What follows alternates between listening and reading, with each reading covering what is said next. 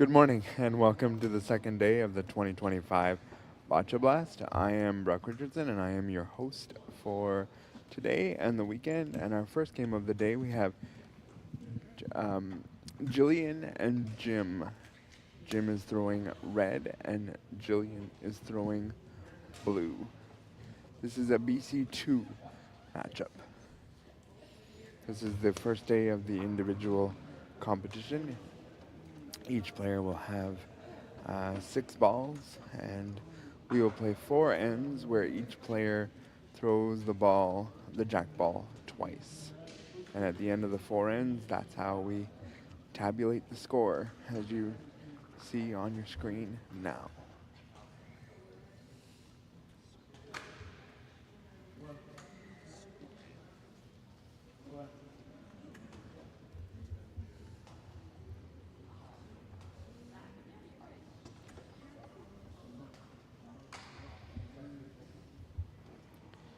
Jim is a very experienced Team Ontario player. I expect Jim to be near the top of the podium, if not on the top of the podium, by the end of the day on Sunday.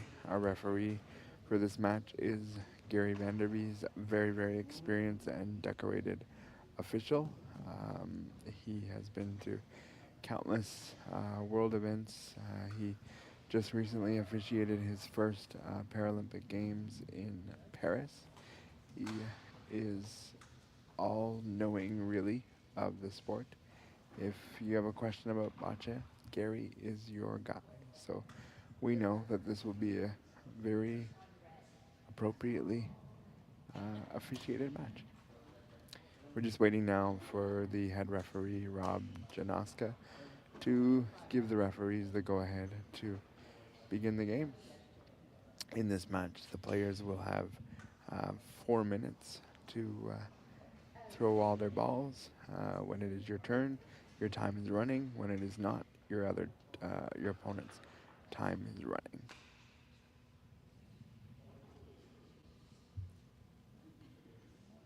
We will start our matches. And the cue was just given over the loudspeaker. Jim is playing red, so we will get started with the jack. And the jack has been placed just over the V-line. The only time the V-line is important is when the jack is being thrown. After that, the V-line becomes null and void until the next end. Jim starts with a ball. It's not on the jack. It's off to the side.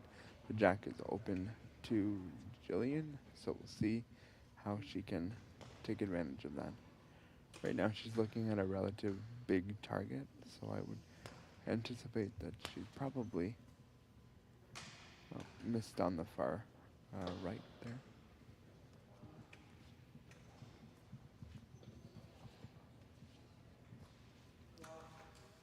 You see that Gary's walking around just to make sure that he has the right position, to make sure that the wheels are in line in the box, as they have to be that way to throw the ball.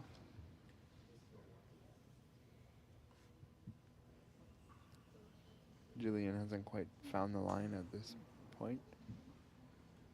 4 more balls to do so.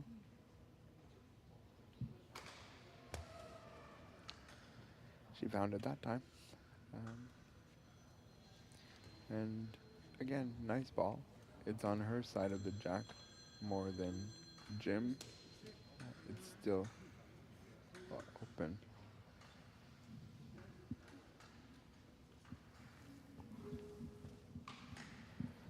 Something is happening with the score clock. Give you an angle of that in a.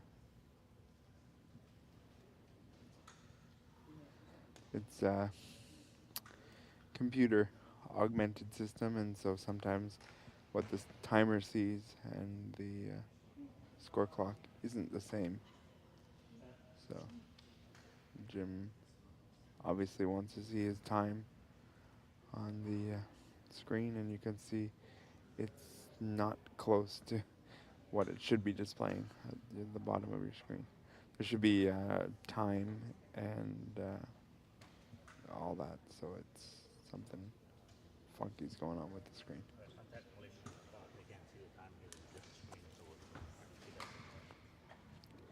Again, veteran official of Gary walking around and letting me know that there is a technical issue with the score clock.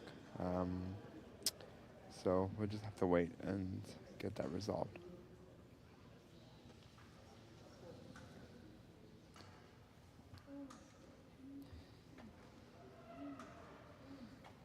And I'm a two-time Paralympic athlete, and I competed at both the Beijing Games and the London 2012 Games. And when I started my career at the age of 12, um, they were using stopwatches. Those days are gone, but this is the example of when technology works, it's great. When it does not, it's not so great. We're at the Burnhamthorpe Community Centre here in Mississauga, Ontario. This will be our home through Sunday, and we're just getting things going. And as it would have it, there is some technical issues. This is also um, sometimes can be tough on athletes because you prepare yourself to be ready to play the game, and sometimes things happen, but you don't necessarily anticipate a clock issue. We're probably ticking on about 3 to 4 minutes at this point.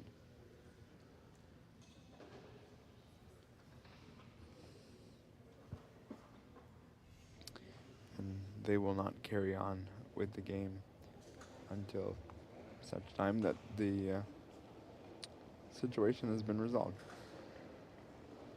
As you can see there, the blue ball that was thrown by Jillian is in a decent spot, but Jim does still have access and the ability to possibly push the jack back towards his red ball. There's our head referee, Rob Janoska, who will come and hopefully save the day.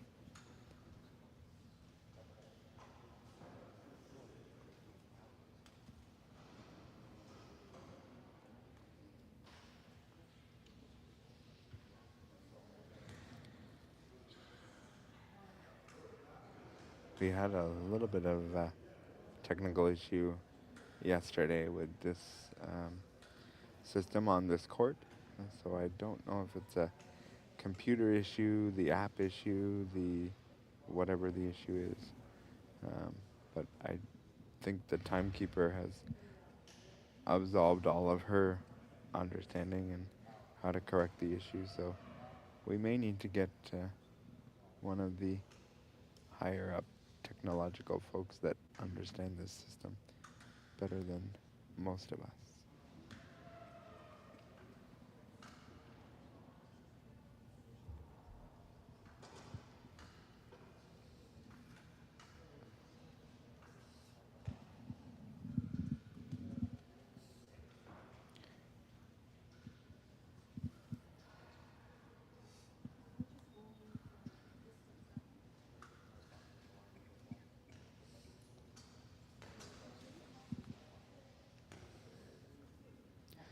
Issue does not seem to be resolved yet. The computer screen, as you see there now at the bottom, reflects exactly what's on the... There we go. That's what it should look like, more than what it has been. So the score clock is good, and we will proceed. As you can see there, red... Oh, I was going to give you information, and then they took it away. Red has 3:46, and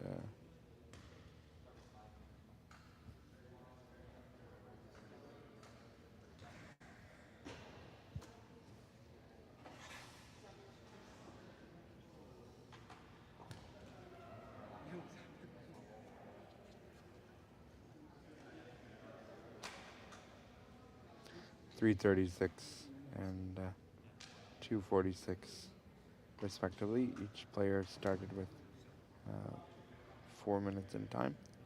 3:06 is what they ended up solving on. We look to be back in action, so gym to play.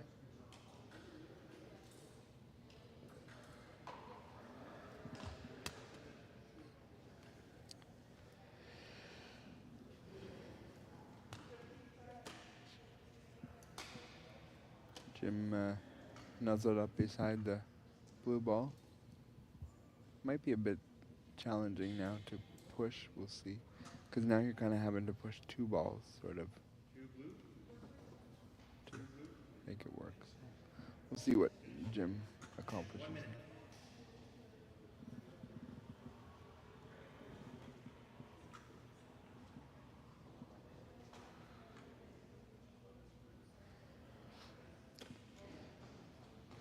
Some BC2 players with the function they have are able to use the underarm pendulum swing and the overhand, and this is perfectly legal if your body does allow for it. And as you can see, Jim does have the ability to do underhand and overhand as well.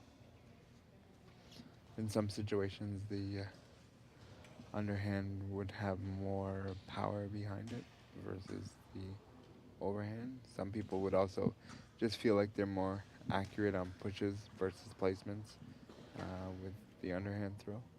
And obviously he's counting.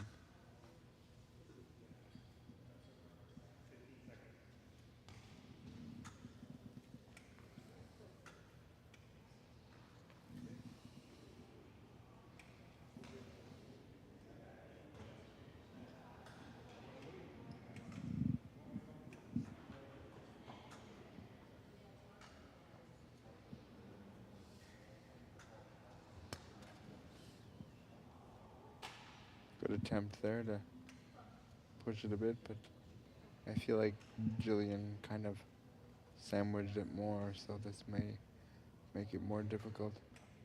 Trying to locate herself differently in the box so that she has more access to the jack.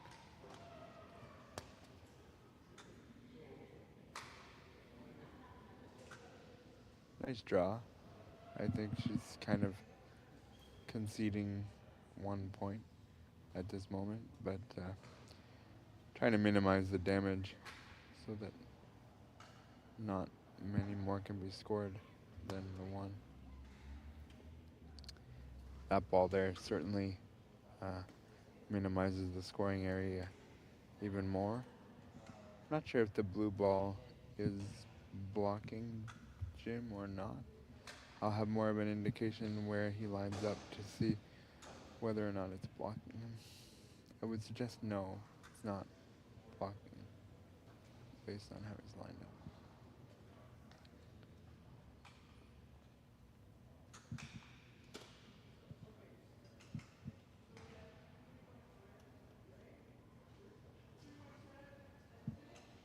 I would suspect there's some power coming based on the arm swing that's occurring. There was some power, but didn't really accomplish much more than already there. Other than now there might be a red ball that he might be able to play off of if it's available to him.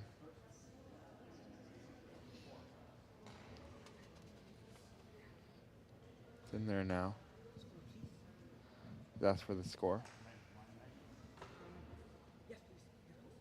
The referee said I would have to measure. Do you want me to measure?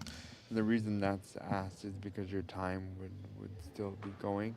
Because if the athlete asks for a measurement, it's on their time to do that. And as you just heard, there's 1 minute remaining. I think he said 2 there, if I heard him correctly.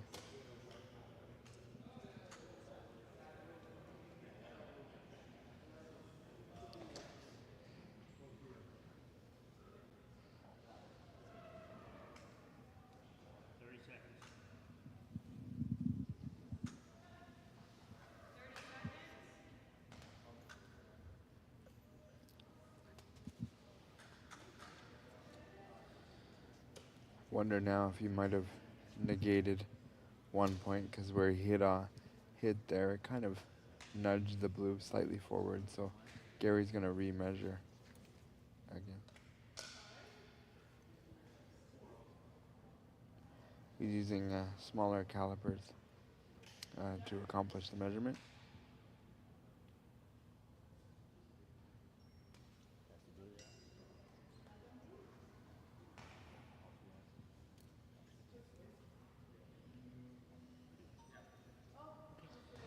Still is 2, so nothing changed from Jim's last ball. I would wonder, with that level of risk coming from the 6th ball, whether you should have just taken your 2 and moved on. We now have 2 points for red, so there's 1 minute. And gonna get a view of the score clock. There it is. So there's 1 minute between every end, and that's just to give everybody a chance to pick up the balls and have a breather and all kinds of things. You can have a coach on the court with you. Loretta actually serves as 2 purposes. Loretta is the coach and the wife of Jim. So interesting dynamic, I'm sure, sometimes between husband and wife. You'd have to separate, your relationship from the sport. Each player has 3 minutes and 30 seconds at the beginning of every end. I forgot that they changed the rule this year and took 30 seconds off the beginning time. Last year it was 4 minutes for this category, and now it is 3.5.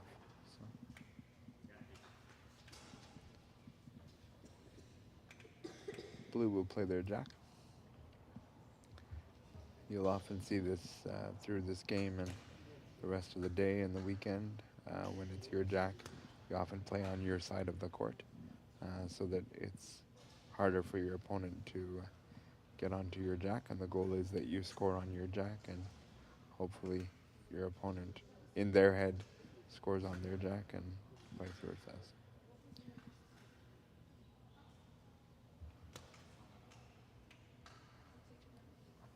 It's not on the jack, but it's in an area where it can be promoted if necessary.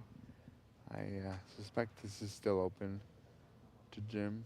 I would anticipate, if I was to go out on a limb, I would think that he would be able to take control of this in 1 or 2 balls. I was talking to one of the athletes prior to the game, and they mentioned to me that the surface has quite a bit of lumps and bumps, so it's not always a guarantee that your ball is going to go where you want it to. Again, the ball's in front, can be promoted. I think he's going to probably push it on based on the pendulum swing that's coming. That's exactly what he tried to do, but missed. The more swing you have and you're not keeping your arm straight as you let go, what he did was he kind of pulled it to the outside and it carried his ball. He didn't stay straight all the way through. He's going to try the push again. He did get the push, but pushed the blue up, and that's the risk you took because your red ball also was kind of in the same line as the blue ball. So even though Jillian's first ball wasn't perfect, it still was in the line and can present problems for her opponent, and that's what it seems to be doing right now.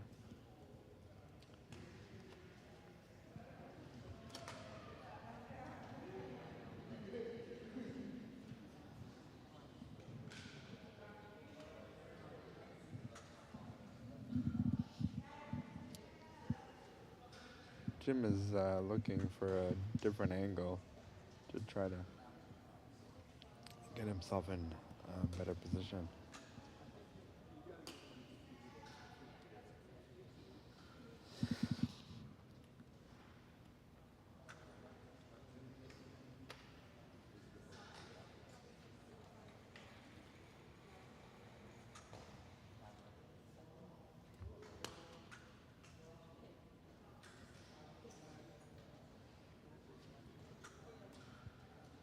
Still red to play. As long as the blue is closer, Jim will have to continue to play until he's either out of balls or then scoring.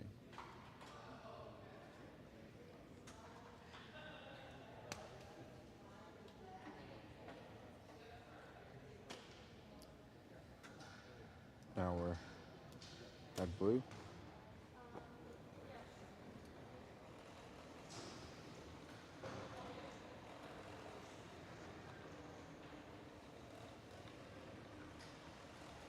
It's interesting, it's kind of junked up there, so I would wonder what the strategy might be to try to get a second point in there.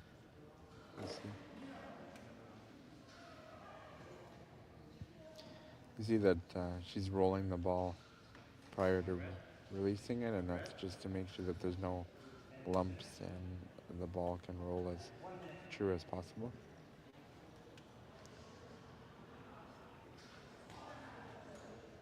Looks like she was trying to push a hole, so make a hole bigger so that she could squeeze another ball in there.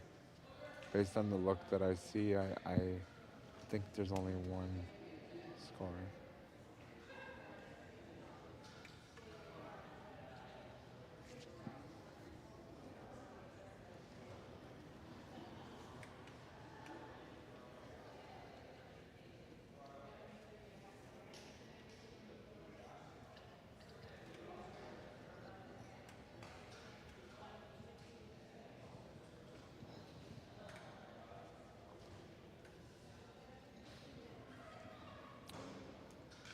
He still seems to be taking on a shot here. I don't know exactly what he's trying to accomplish. Maybe the climb over top. He just pulled it a little wide.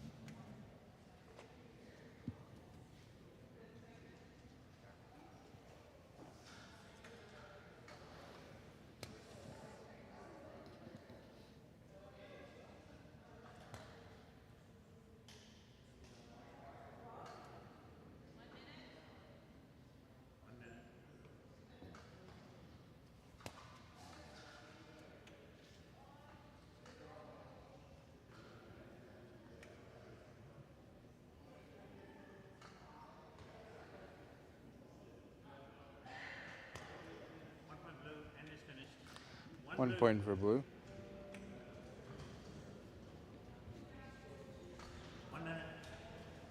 Like I said, the goal is to score on your own jack, and Jillian has done that. And so the score is 2-1, and we're headed into the third end.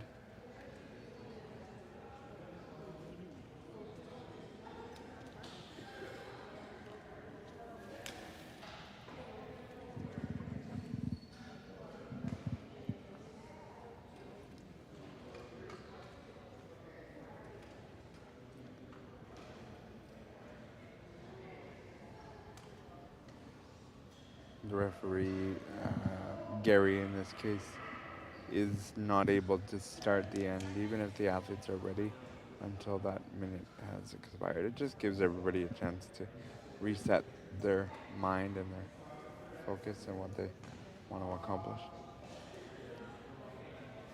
I don't think much of the game plan here will change for Jim, just due to the fact that he's up, and most athletes have their spot that they like for the ball.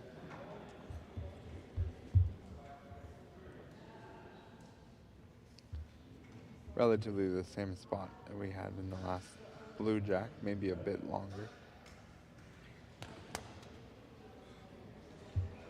So, on the side of his opponent, I think it might be a titch blocking, but I still think there's access to the jack for Jillian.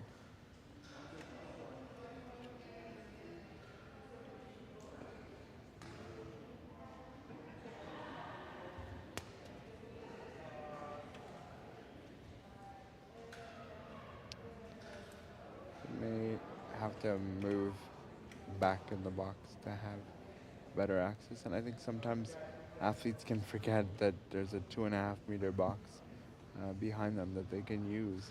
And I think if he decided he could, very nice shot. He was able to accomplish getting on the jack without moving too much. And now Jim will play. I do think Jim has a little bit of the jack available to him on his side.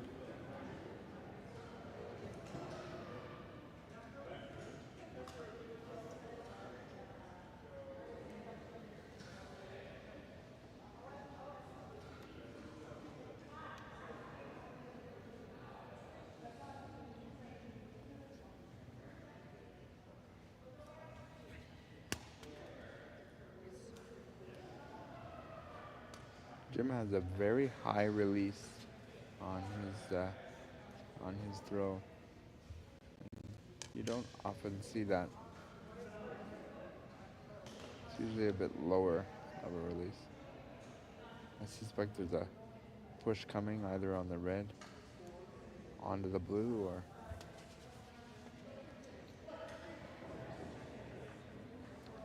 didn't quite get there. Scoring area is minimized, but blue is currently counting, only using 2 balls. Jim is now throwing his 4th.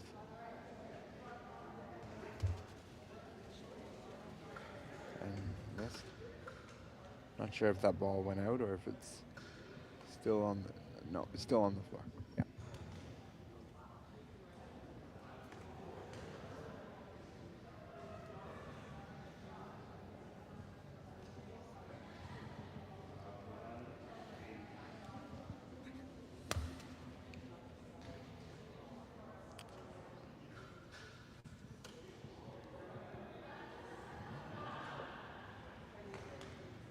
Scoring area is getting considerably shrunk in this situation, but I would think that blue is quite happy with that because they're currently counting.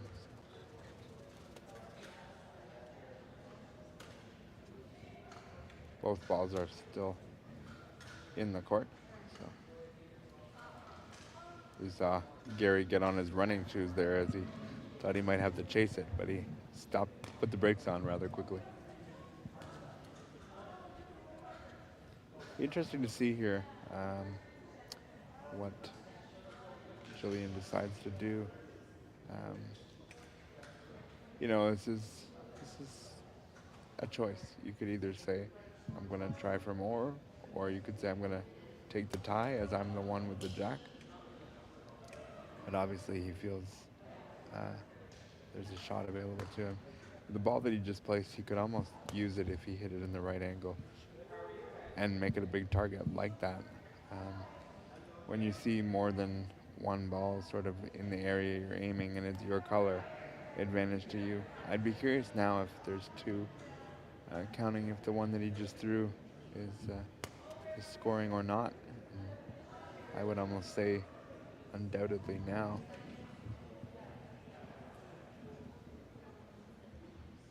Having the people around me also look to see if they can hazard a guess, but I think he feels pretty confident in where those balls are located right now. He's going to measure, so obviously we're pretty close, and we're talking about those 3 blue balls that you see sort of around the closest red that I'm looking at.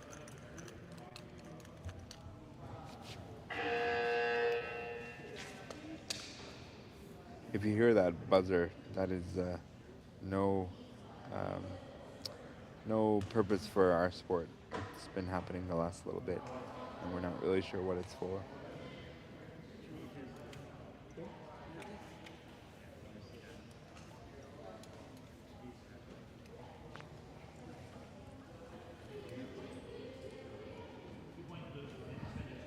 2 points for blue. 2 points blue. Very well accomplished for blue here. He 1 minute. took advantage of an opening, and now I would certainly say that he has the advantage going into the fourth end, because not only is he leading, but it's his jack. So he's taken 1 point on his own jack and then 2 points on his opponent's jack, and that is a big recipe for success in this sport. In an ideal world, if you think about it this way, you think you want to score 2 every time you have your jack and minimize to 1. And at the end of a 4-end game, if you score, 4 points over the course of 2 ends and your opponent scores 2, that's a 4-2 win for you at the end of the game. It sounds way more simple than it is, because it's harder. You don't know really what your opponent's going to give you on any given day, but time has elapsed, so we're going to continue with the fourth and final end here.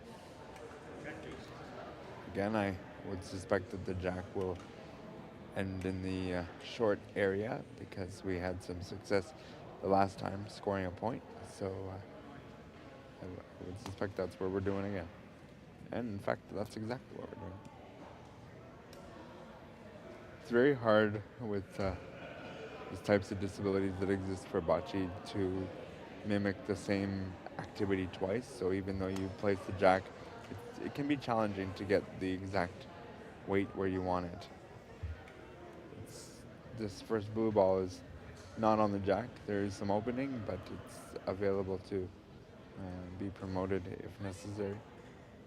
I would wonder, based on the angle that Jim is coming from, whether it's a little bit in his sight. We'll see when the first ball comes out.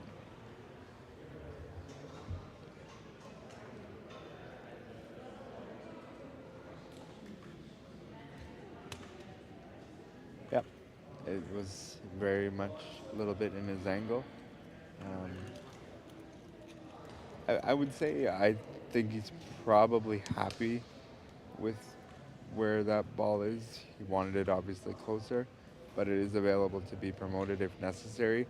The risk with that, though, is that you might also promote the blue ball as well, like we saw in the second end.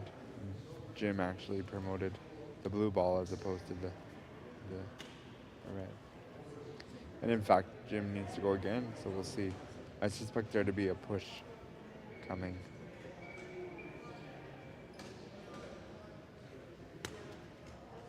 Yep, that's what he did, and he accomplished it.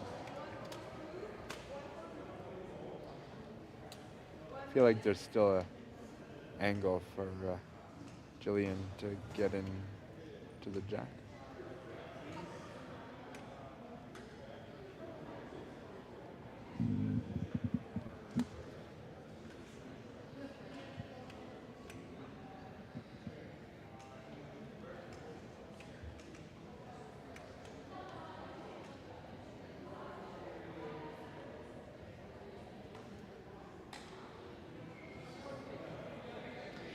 This is kind of a twofold example here. You don't want to leave your opponent open, but you want to either score or keep your opponent to 1 point here so that we can go into overtime.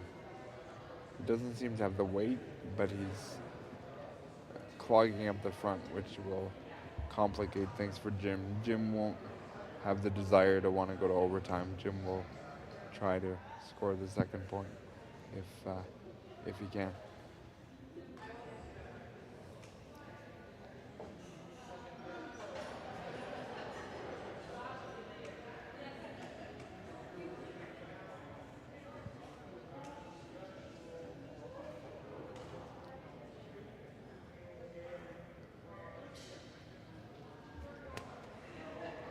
And that was a perfect ball. I would know that Jillian's quite happy with this setup. it's going to make Jim have to work pretty hard to not only remove that, but score a point. There's going to be some pretty significant power to try to remove the blue ball. Certainly thought from my angle that the jack was open to blue, and in fact it was. Jim makes a very nice push and almost stick to the white, but not quite enough. He was very happy with the end result, said yes, and then was, I guess, a little bit disappointed when referee Gary said, nope, red to still play. But he's in a good position where he could maybe try the push, either push on the blue or push again on the red. Don't know if the angle would be necessarily to push the blue off, but just kind of jiggle it around to get your red around the jack closer. Again, easier said than done from the broadcaster versus the player. More power's coming here.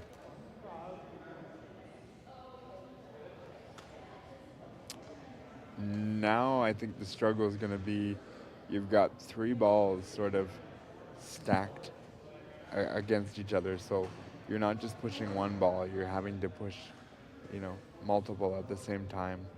It's going to take more power because you need that to move multiple balls.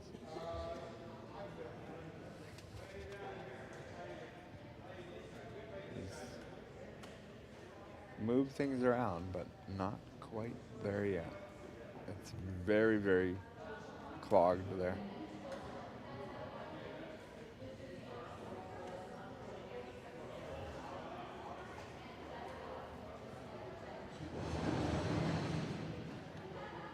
Jim needs to be scoring a point by the time his balls are out, because his opponent has the advantage, has the 1 point lead.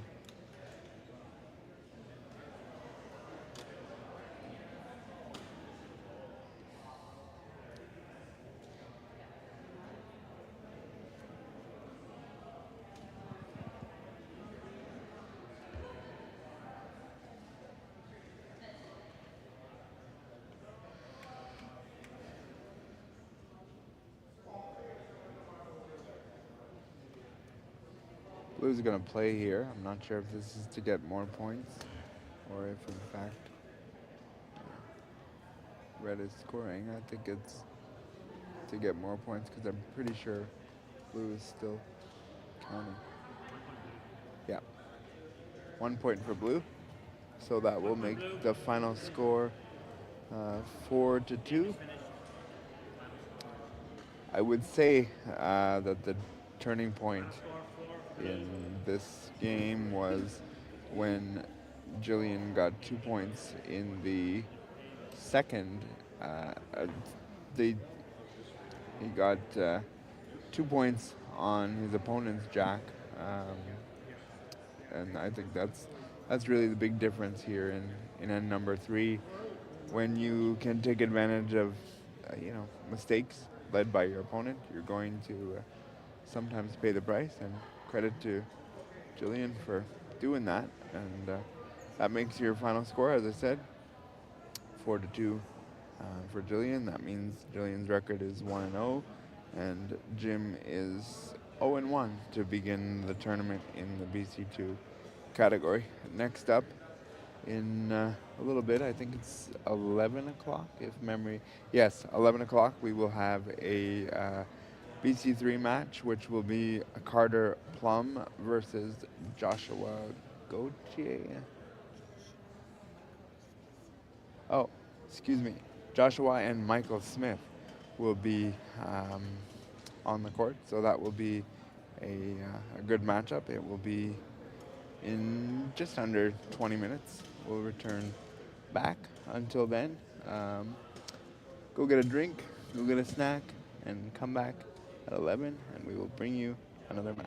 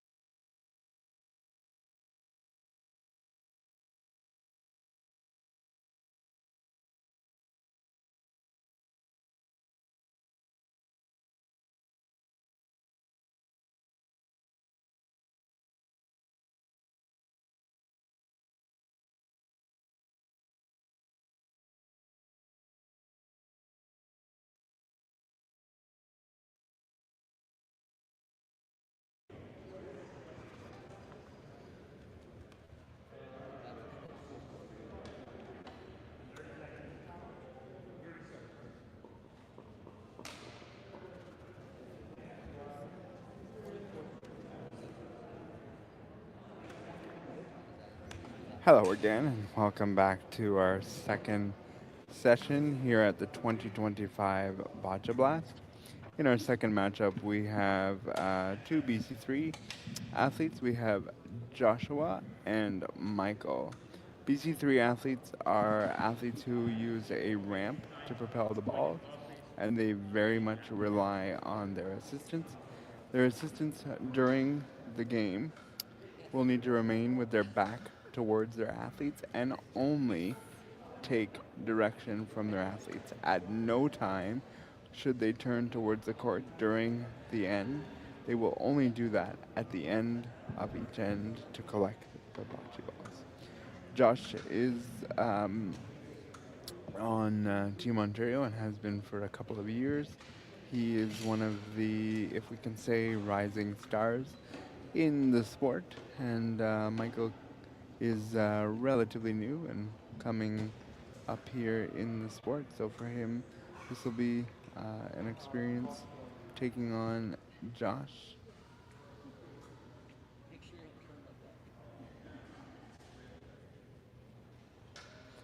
The communication between sport assistant You can resume your and matches. athlete is very, very important in this category because clear communication is key. Gary has called for the jack. Athlete has instructed that they do a sweep. They must sweep the jack fully left and fully right before the jack is released. So you see that we started the end with 6 minutes, and the clock begins ticking when the jack is asked for. Josh will go first as the ball is just over the V line. It's probably like 1.6 meters away. The V line is 1.5 meters away from the box, so very, very close to the V line, but it is legal.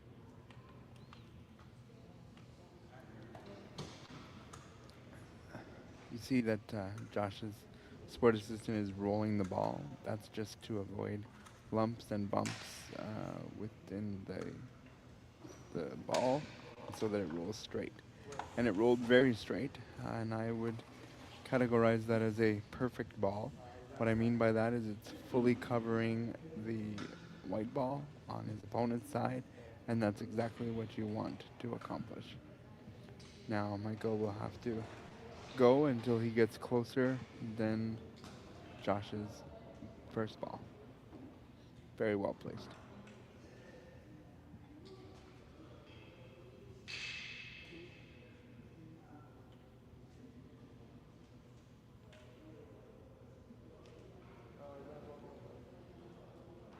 He's asking for a ball. I don't think it's lined up to the jack. Oh, it's being moved now, so.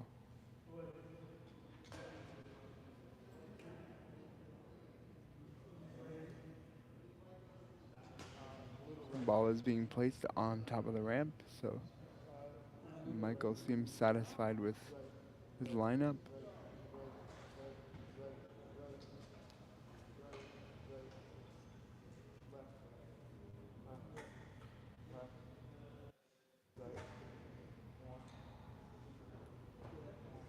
These are all BC3 games in this round, so the ambient noise you hear can be from other games around.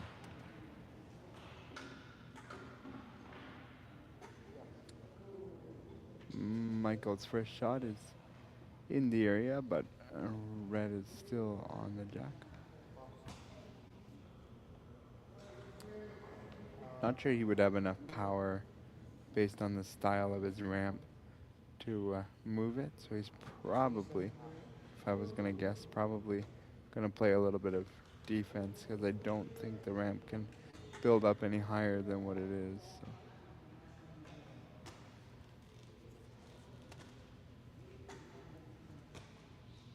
That ball there is still legal because the only purpose for the V line is the white ball, so that's why the referee didn't do anything with the ball.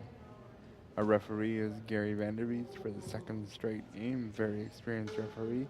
And with a BC3 match, you do need that because there's lots of moving parts during the duration of the game, and so to keep everything in line and on the straight and narrow, it's important to have an experienced referee in these types of games.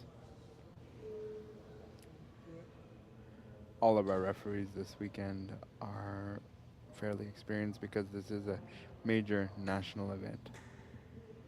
The ramp does look a little more lined towards the white ball, so I feel like this is going to be more in the area where Michael wishes to have the ball.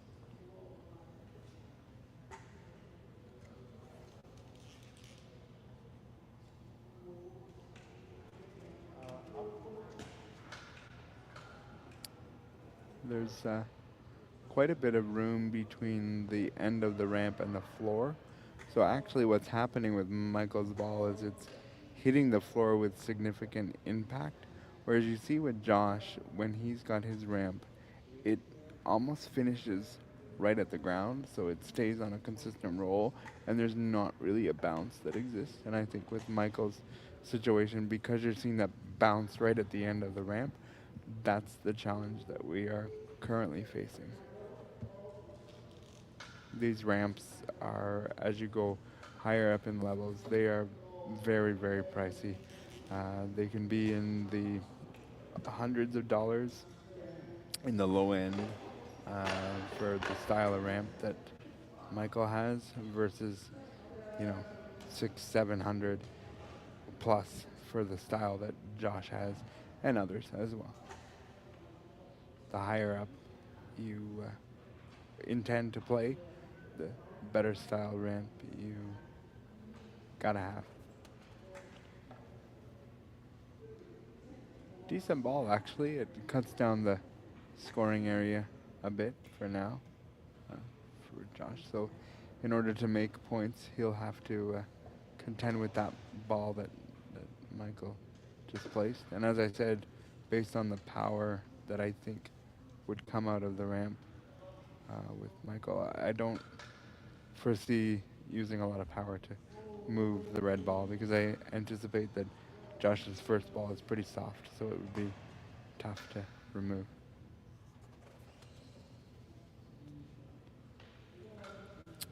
And that there would be another one of those balls in the front that would be in the way of Josh.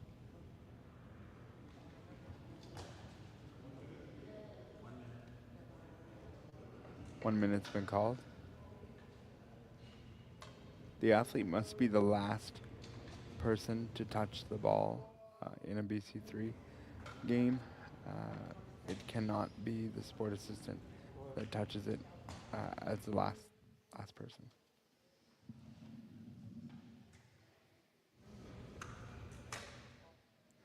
Michael is actually joining us all the way from Nova Scotia, and we're here in Mississauga. So that just goes to show you the level of competition that exists here at this event. It's been a long time running event Boccia Blast has.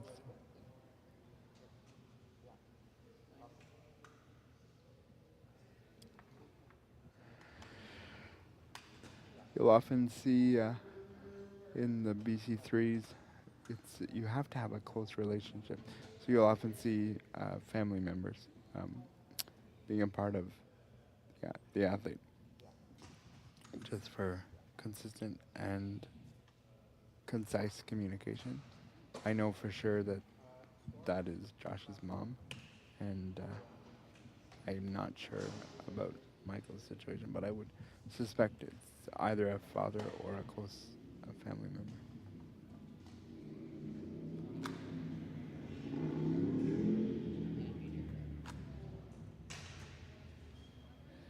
So he just called for 9 meters, Josh, and it's not so much that he's trying to throw the ball 9 meters. He just needs the power that it would take to get to 9 meters in order to make it happen.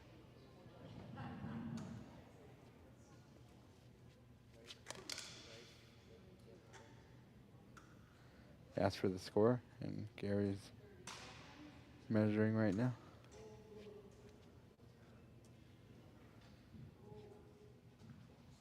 didn't see the signal on the paddle.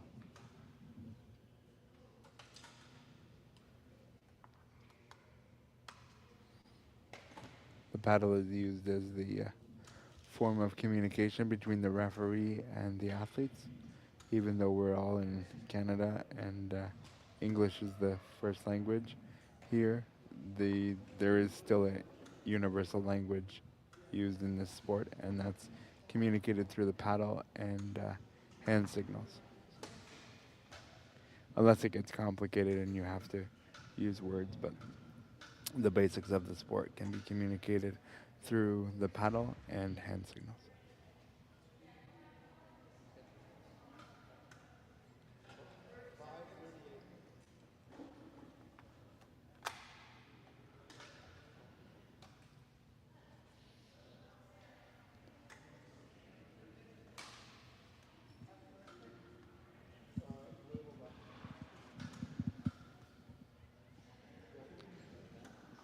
Josh is certainly piling it in there and having to work for his points here. He's going to go out and ask Gary what the score is. I think I see 3 or 4. Gary's trying to show me, but looks like 3 on Gary's paddle. That speaks to the veteran official that we're dealing with, because he knows that I'm streaming this, and so he's trying to give me non-verbal communication to let me know what it is that is the score.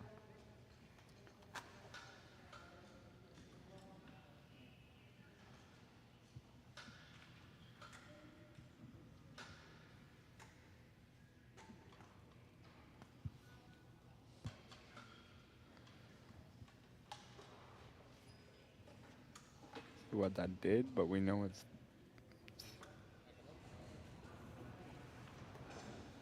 he's declared the score, and Josh is asking to come and look. Michael is staying put. No, he's coming. Looks like. Michael to go behind. Michael, just on top.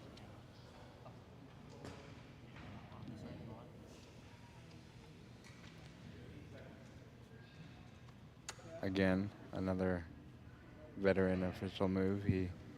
Josh wanted to come directly behind, which would have blocked our view, but Gary said the camera needed a view. Gary's gonna swing around so that we can see, I think. Kind of.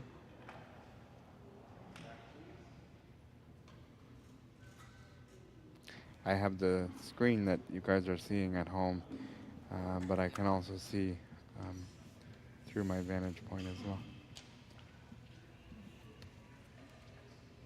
Looks like he still said 3. Oh, 2. So it was 3, and it's 3. 3 points for red. So it was 3, and it stayed that way. I think Josh wanted 4, but not quite. That's 3-0 after 1 into play. We now have a minute break, and everything gets reset. Each attendant picks up their own athlete's equipment, and we get reset, and everything goes back to 6 minutes. But I think if you're Josh, you're fairly satisfied with that first end of play. Michael certainly made him work for the points. He had a few balls in there that were presenting problems, but Josh was able to manage through that and score 50% of his balls. So I would be pretty happy if I was Monsieur Gauthier.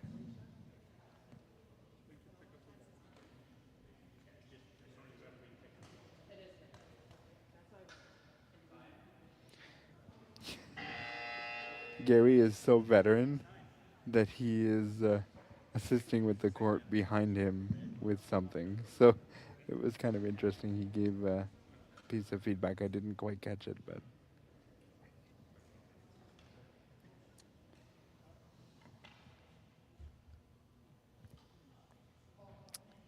Michael's turn with the jack. Again, his 6-minute clock is ticking while he has to play the jack. If you were with me in the first game, you saw that the BC2s had 3.5 minutes to throw all their balls. BC3s need longer because of just all of the things that have to occur in order for them to execute their match, and I think they made a good choice by not minimizing their time.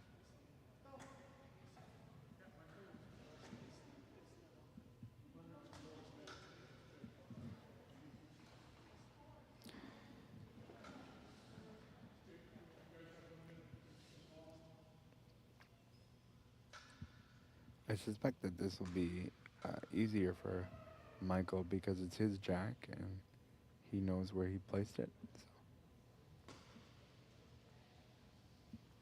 I think going across court is a bit more of a challenge, but this is more straight out in front of him.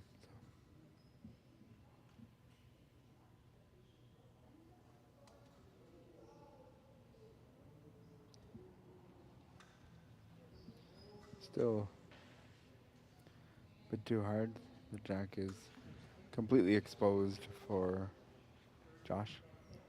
You see what Gary's doing right now is he signaled for red to play, but he did not turn to the scorekeeper. That's just to give everybody a chance to kind of uh, basically move out of Josh's way and give him space. BC3 athletes need every moment of their time, so Gary is giving that extra time to make sure that happens.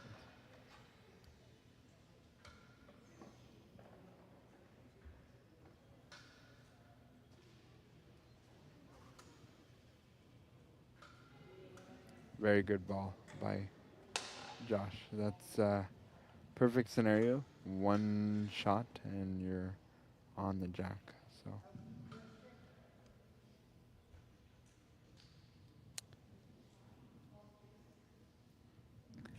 So you'll see. I'll actually explain that when Josh throws again. Hold that thought.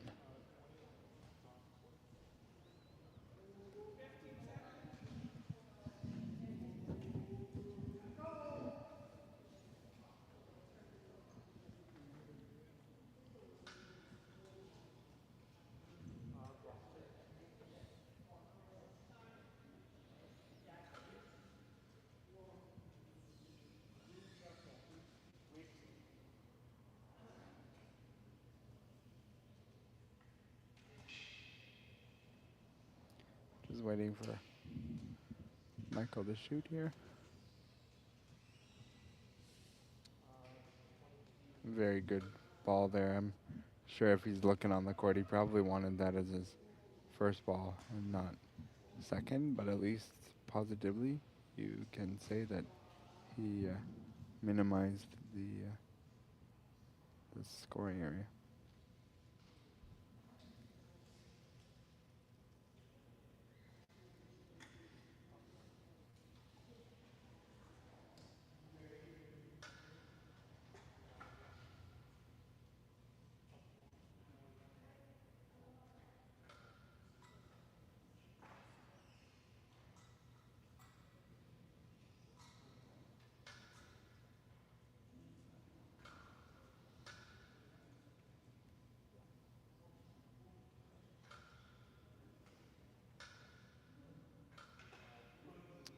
So intricate to try to get your shot exactly where you want it.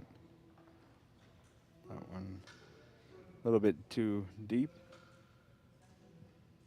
You want to get another couple of balls in the front area because right now Josh really only has one ball that he would need to contend with, and then it would be available for him to score multiple points again.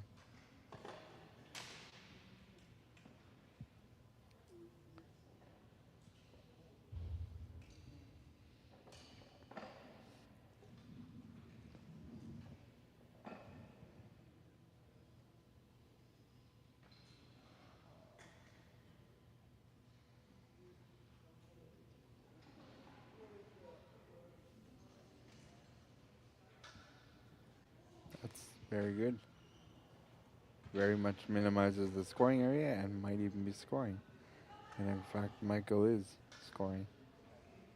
Now Josh will need to make a move on that very, very nice ball by Michael. So you see that the ball is very much on the far side of the floor, and that said, Josh is lining up his ramp to fit that.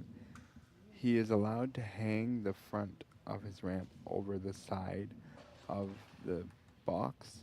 He is not allowed to have the ramp physically touching the bottom, like the line on the side. It is able to hang over, but cannot physically touch the line. As for the front, it cannot hang over nor touch the front line, but the side line, you are allowed to hang it over. Josh kind of shimmied everything. Oh, so we'll see now whether it's red or blue. It's so tight that Gary had to pull out a flashlight, so that tells you still red to play.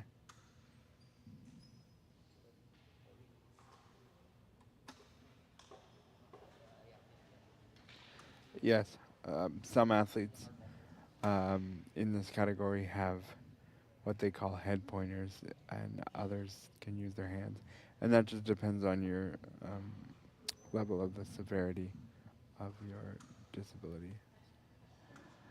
Very nice shot again by Josh. Gary made the signal for measuring, so that's what we're going to do.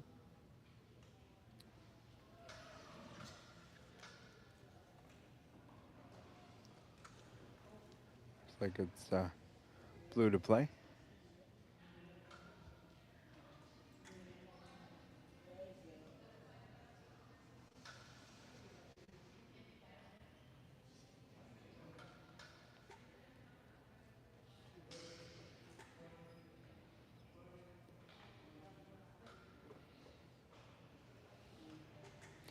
So the numbers that you see on the back of the sport assistant and on the athlete, that signifies your ranking coming into this tournament. So in the case of the BC3s, you see the number 3, which signifies the category, and then 0-1 for Josh, which means that he's number 1 here in Canada, and I think it's 11 for his opponent, so that means he's the 11th ranked athlete.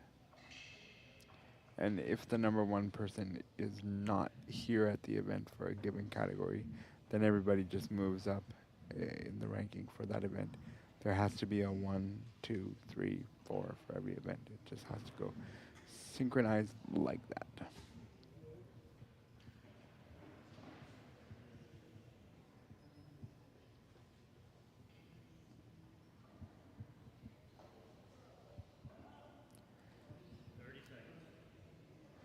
$30 seconds, still a decent amount of time for Michael, based on the pace that he is playing.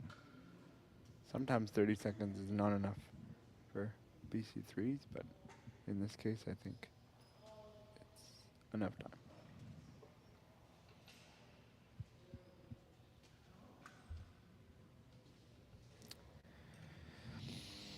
Red to play. Josh is going to go and have a look. Fun little fact for you. Back when I played up to 2014, you would have to ask the official for permission to go onto the field of play. That got removed. As long as it's the athlete's turn, they can come and look at the situation without the permission of the official. And the reason for this was just because sometimes the communication between official and athlete, especially when you're using hand signals, would be something of desire. So they just took it away so that if it's your turn, you can go and investigate the situation or do donuts if you so choose. You can do whatever you want in your 6 minute time frame in this case.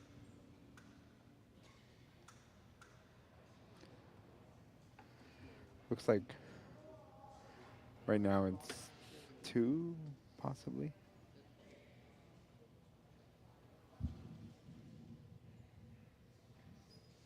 One.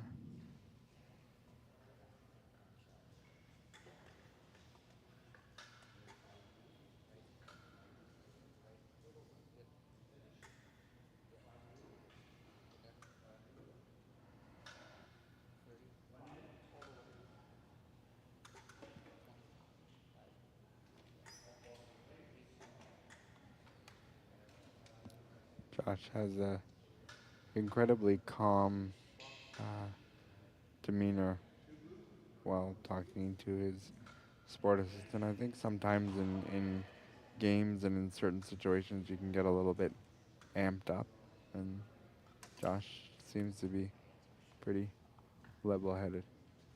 I've seen him pretty excited, but not during a match. Very focused.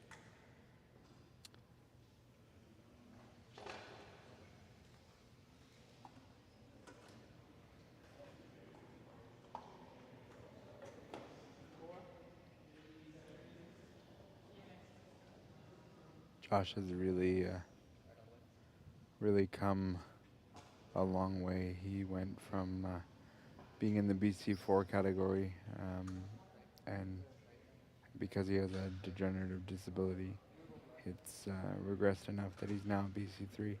He's very successful in the BC3 category. He is climbing the rankings, and he's at the top of the rankings, and hopefully one day he's part of Team Canada.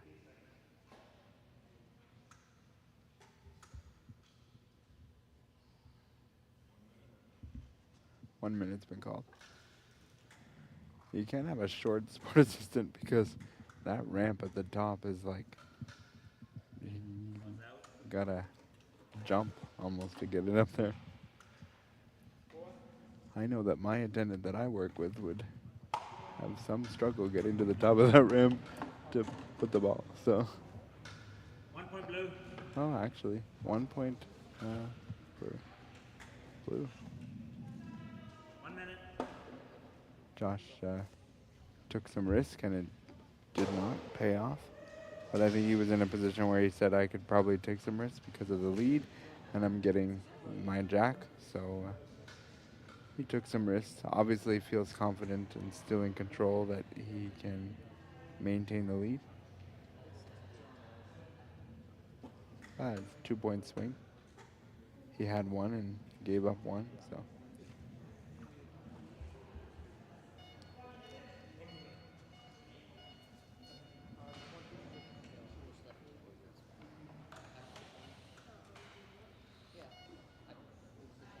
We'll proceed with end number 3 in moments.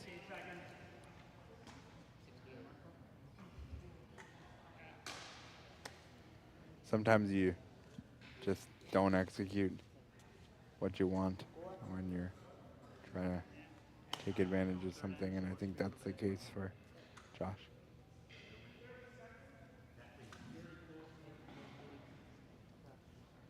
Jack has been asked for. The sweep has been accomplished, so now we should be presented with the jack.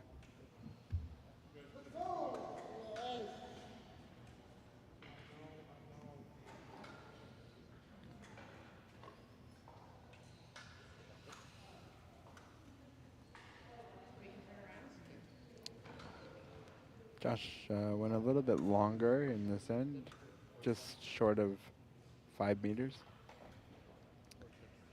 I would suspect that he wants to see how Michael can handle the longer game, given that he just kind of accidentally gave his opponent points. But that's credit to Michael and having the balls in the area to present the opportunity for a mistake to happen.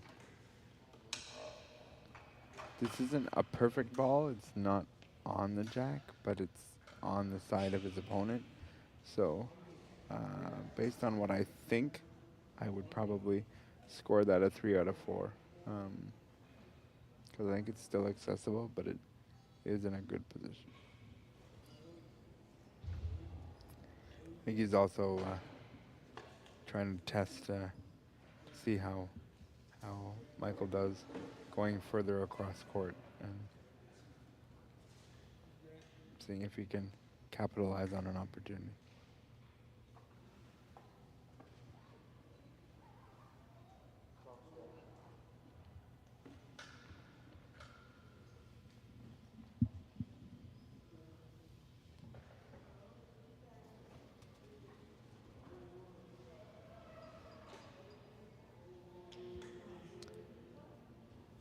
Got a ball up there.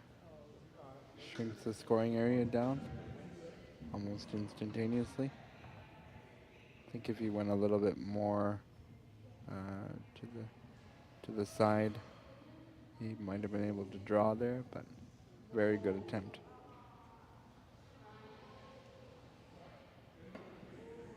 It's going to be a ball that Josh will have to contend with. May not be in the way, but it might be something that'll be in the line.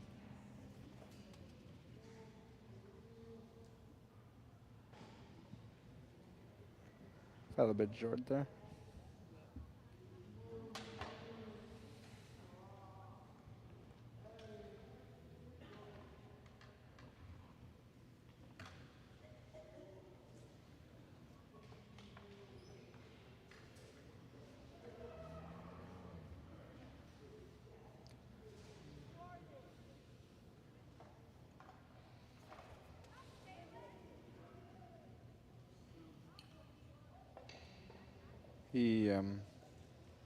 Michael must have used a harder ball in his first throw.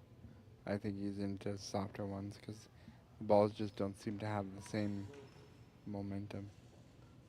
If he could bring his ramp down a bit further, I think he might get a little more speed out of it, and that's what is happening. He may have sensed my thought. It's going back up again, though.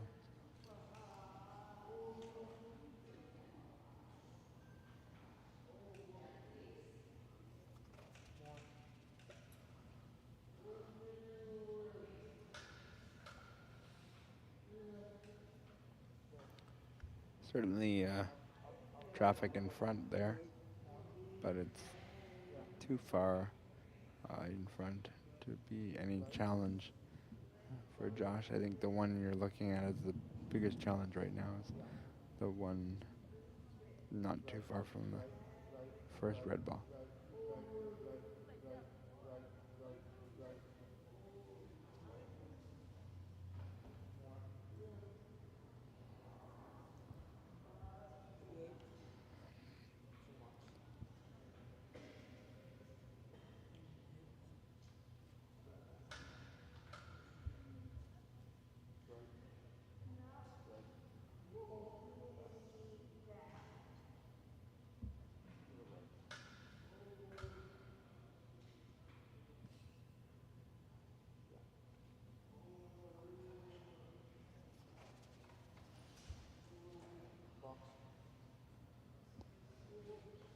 Balls that he's throwing now are presenting more of a problem for him, and that's never a good idea or never a good feeling, when your own throws are presenting a challenge to you.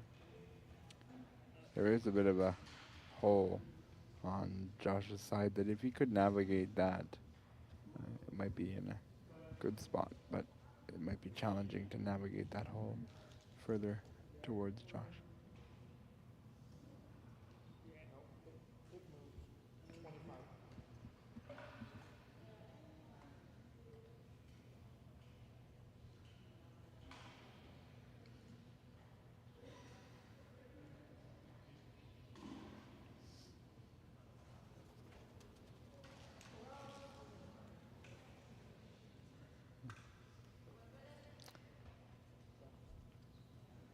Be interesting to see how Josh approaches this, whether he does something in particular with the blue ball, or if he draws, is able to draw into the white. From my vantage point, I feel like he might be able to draw beside it. With the score being 3-1, and this is in number 3, and he's counting a point right now. I don't know how risky he's going to be, and that's exactly what he'll do. He'll draw in there. Would be able to get another one in there, I think. Might be a challenge to score 4. I think that blue ball would have to be moved to get 4 in there, but I've been proven wrong before.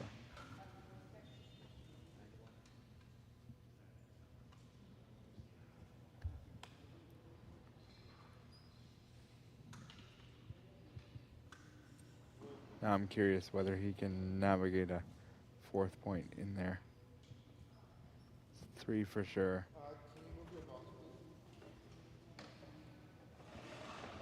Okay, yeah, that's definitely 4. So Josh is very, very precise. That blue ball is around the area, so Josh had to be very precise to stick those 4 balls in there. Now I'm not going to doubt that he can score another one in there, because if he's going to be that accurate, then it's possible. And yeah, he's very accurate.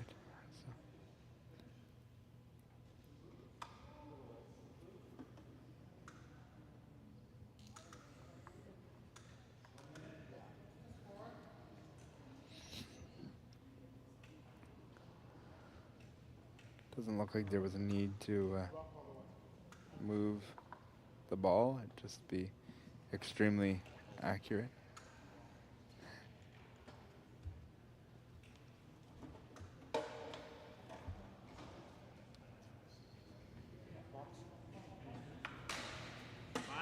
red. 5 points for red, which would make the score 8-1, as is articulated. You may be thinking now the game is out of reach for Michael, so why are we proceeding with the 4th end? Well, plus minus does become a factor in an event like this, and so any point you can continue to get or negotiate closer would be a benefit to you in the tournament. So it's not a matter of rubbing it in if you're Josh. It's just the business of sport and competition.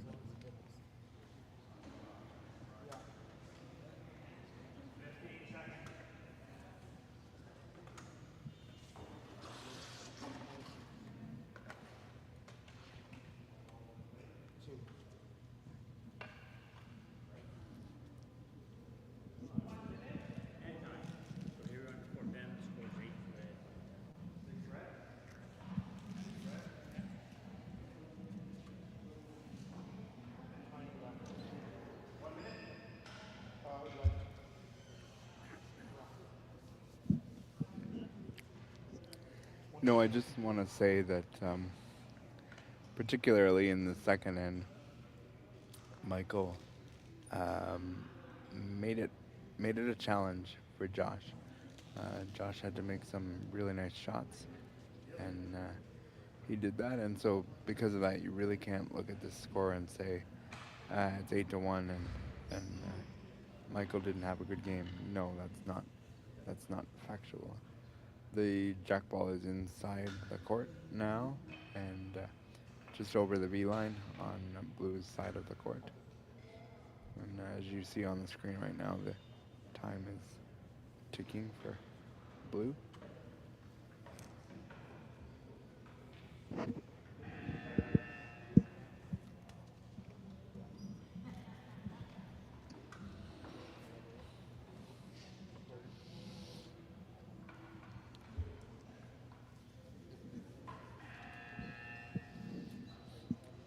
Certainly not what Michael would have wanted for that first ball. Also, just want to mention the floor underneath the on the court is concrete, and it would be normally where ice would exist, and so those types of floors can be very, very, very tricky to navigate, particularly on ramps, because when you're a thrower, you use the impact of the floor to either use the momentum or not. With the ramp, it tends to stay right on the ground the entire time. So any kind of extra little lumps and bumps, BC3's equipment feels that more than your average thrower. And so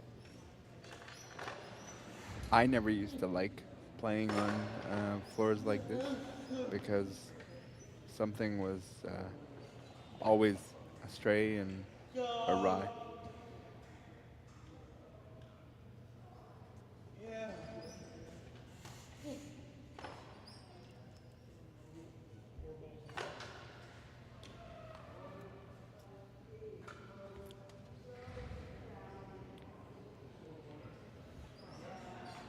Josh took control of the jack again, so it's up to Michael.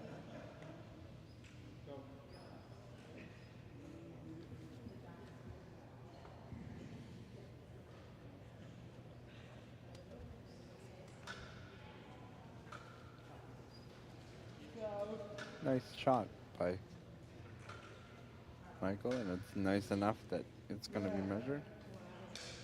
You got to respect the will and the desire to stay focused in this game. As an athlete, sometimes when you're leading 8-1, or in this case, down, it can be hard to keep focused.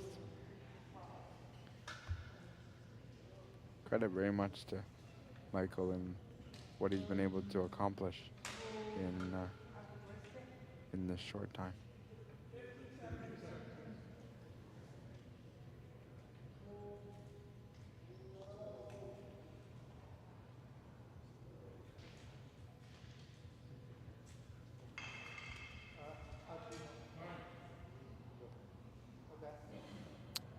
He definitely has the ability to shrink the scoring area down. I think what's happening with Michael is he's so focused on getting that first ball perfect that he's almost putting pressure on himself to, like, it's got to be perfect. It's got to be perfect. Because after his first balls in all of his ends, he's been a lot more accurate and concise. And I think that, the first ball, you can put a lot of pressure on yourself, and so much so that you miss it, and then the rest of the end is what it is. Right there's another example of it, of a ball being really well placed, and he's gonna make Josh work again for points. That's 90.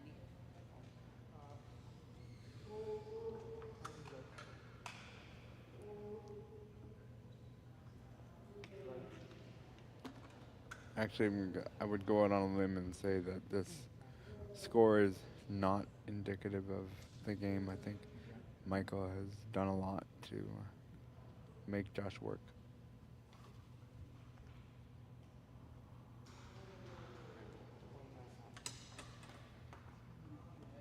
Red's on the jack, so blue to play.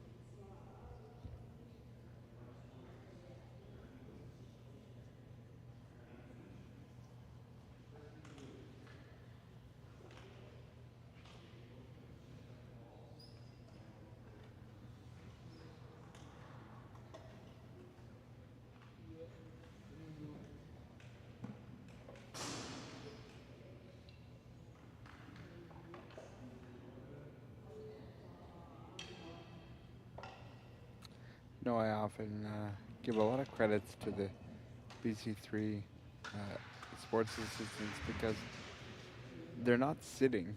Um, this is not a. It's not comfortable for them to do what they're doing, and they're moving parts. They're doing all kinds of things, and so to do that for the better part of an hour, and even a bit longer, it's a lot.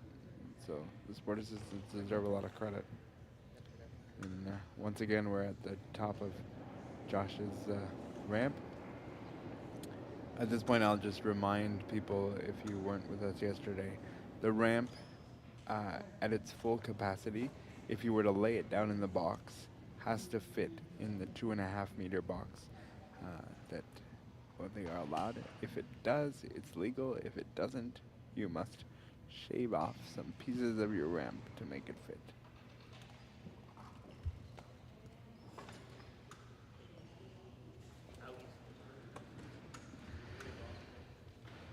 Josh is certainly taking advantage of what I said. This is not a matter of questioning whether he's going to win this game. It's a matter of picking up necessary points that he may feel he needs later on in the tournament. When you consider that, Carter, his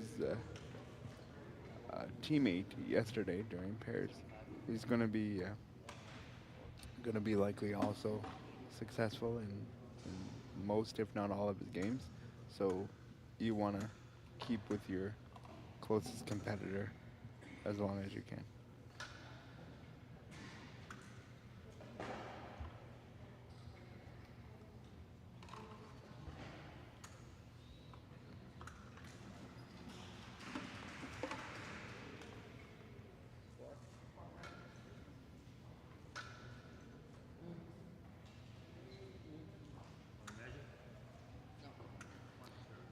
So Josh asked what the score was, and Gary stood over it and said one for sure, and then do you want me to measure? And the reason Gary said do you want me to measure is because Josh's time is ticking.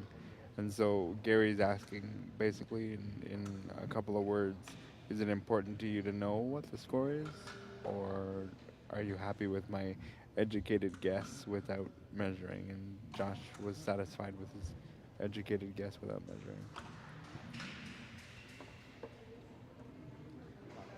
He may ask again now what the score is. But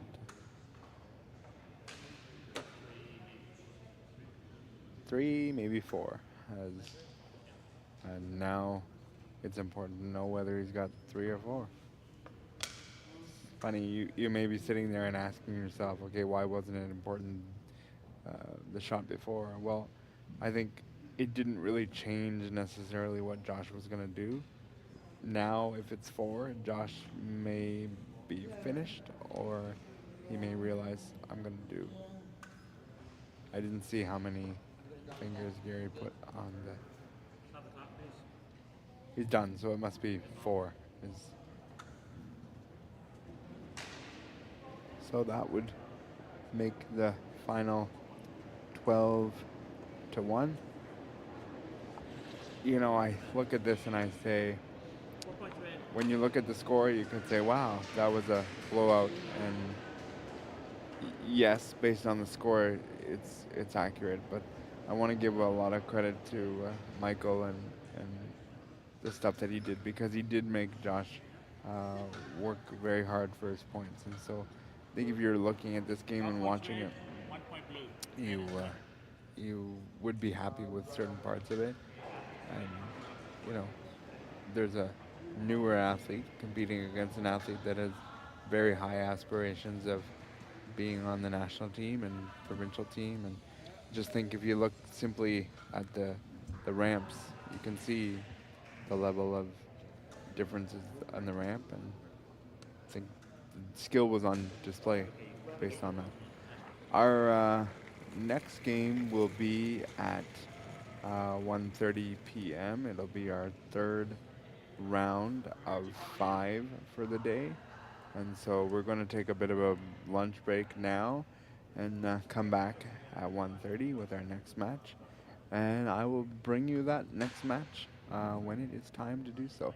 Until then, be safe, be well, and hopefully get your bellies full if you are going to have lunch now. We appreciate you being with us.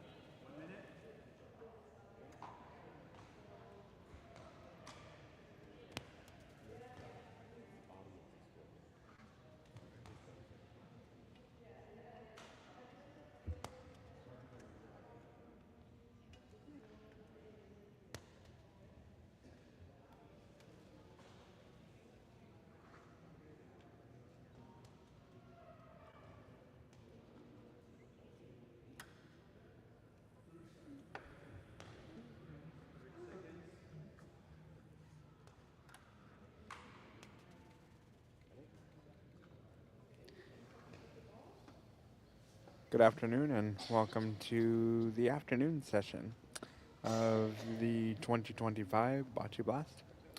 We are in our third of five matchups for today, and playing red is BC's Hanif Mauji, and playing blue is Kyle Scott.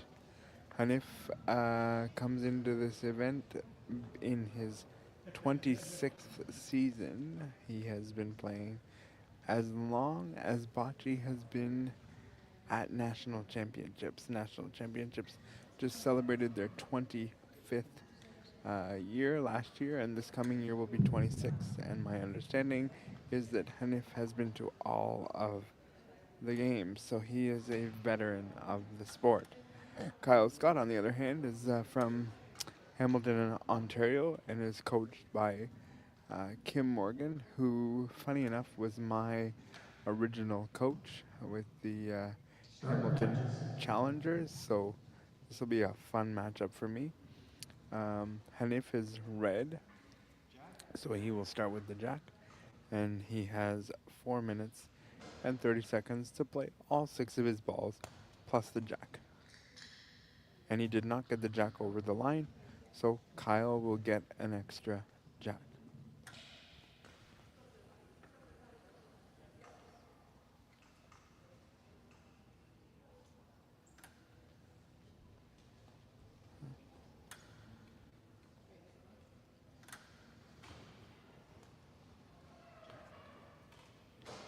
So Kyle will now get the opportunity to throw the jack.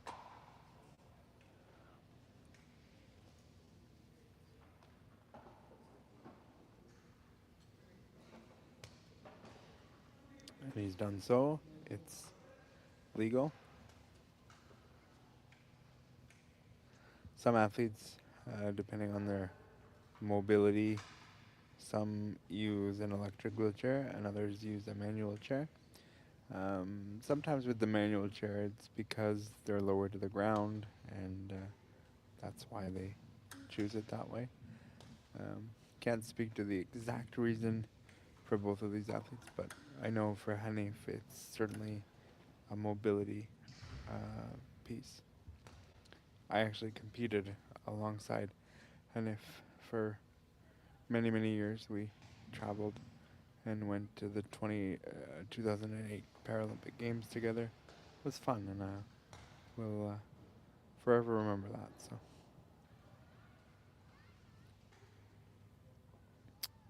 he's very good in the short game. So I suspect that this will be a good spot for him. He missed a little bit there, but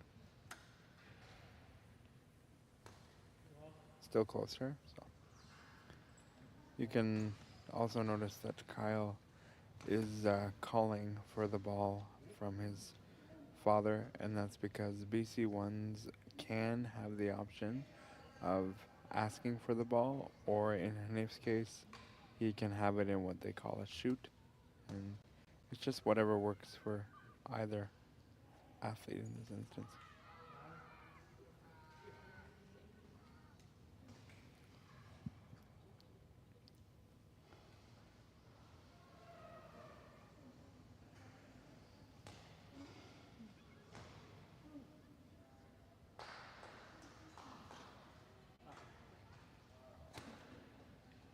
Nice shot by Kyle. He kind of pushed everything back but remained in front.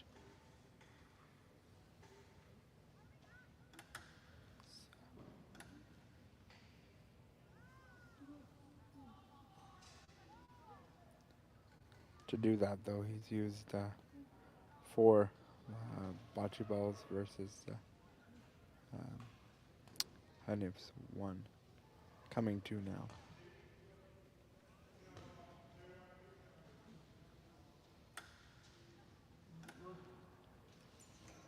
Sorry, Kyle's used 3 balls to Hanif's 1.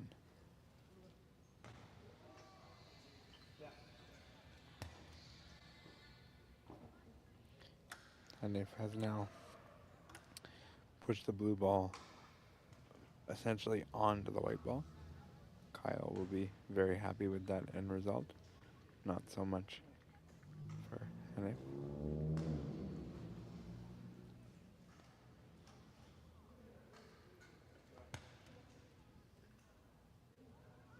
Looks like he may have made it so he's scoring. And he is.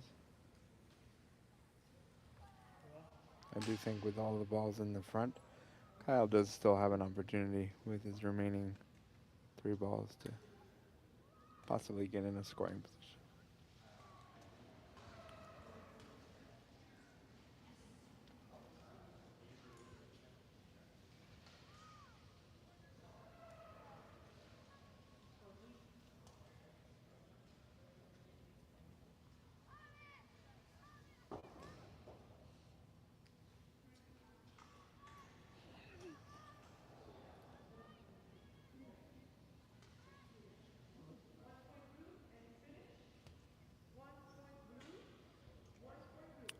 Not enough weight there behind that for Kyle.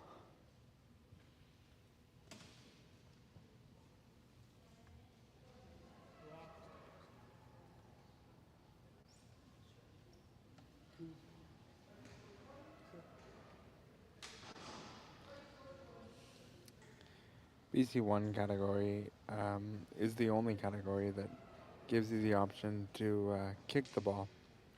You don't often see BC1s being able to do both kick and throw, but this is a legal move, if you will, in this category.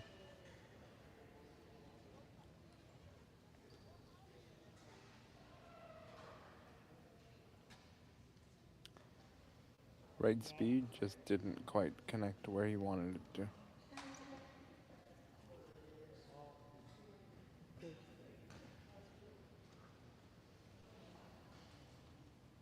Sport assistant can only do what is being instructed of him. You will notice if you've been with me at all during the event that sport assistant is able to face the court. The reason for that is because they don't have any actual effect on the game itself. So they can face the court, whereas the BC3s have their ramp. So the sport assistants are actually maneuvering the implement. So yeah, that's the difference there.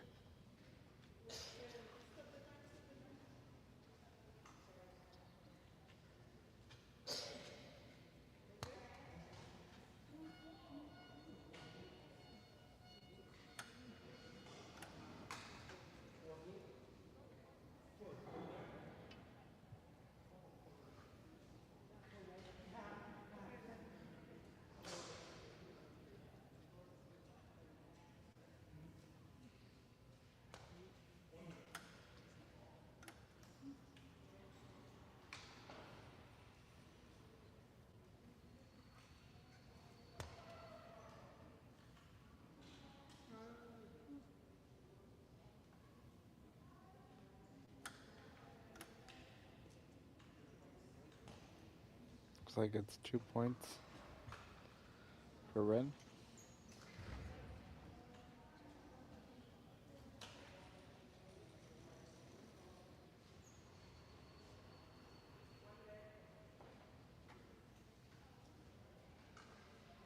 And if it's throwing his final ball.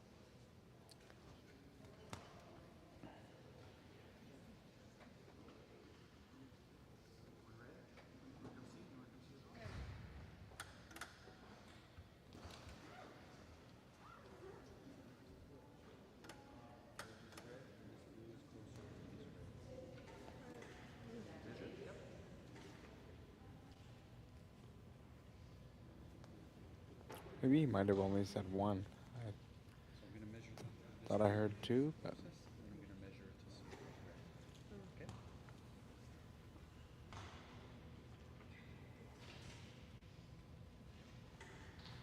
Just touching. So that one's the closest blue.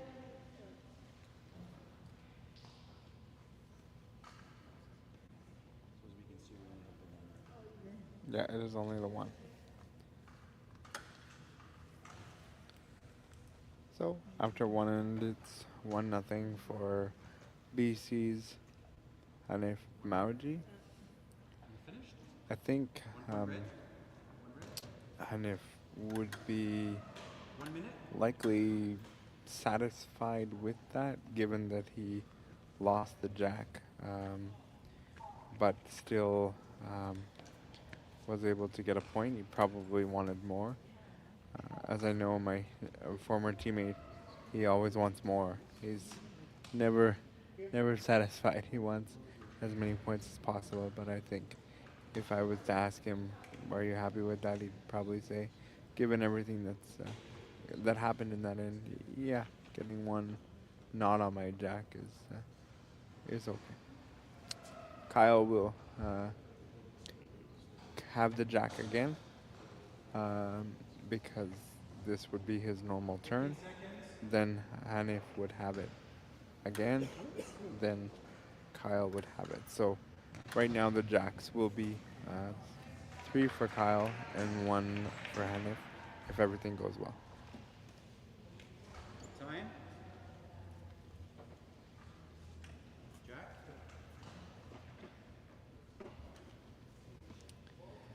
So you may ask yourself, why didn't the referee give Kyle the ball? And that had to come from the sport assistant. Sometimes the athlete and the sport assistant know exactly what they need, and so you can get a different referee at any point. And so you want to make sure you have a solid grip on the ball, and to guarantee that you do that, it's better that you get your assistant to give you the ball.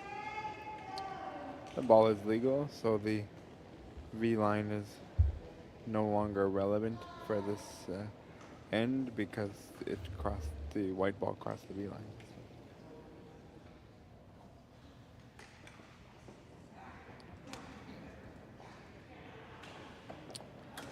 Even though the blue ball is not quite over the V line, it doesn't matter because, as I just mentioned, the V line doesn't matter once the white ball is over it.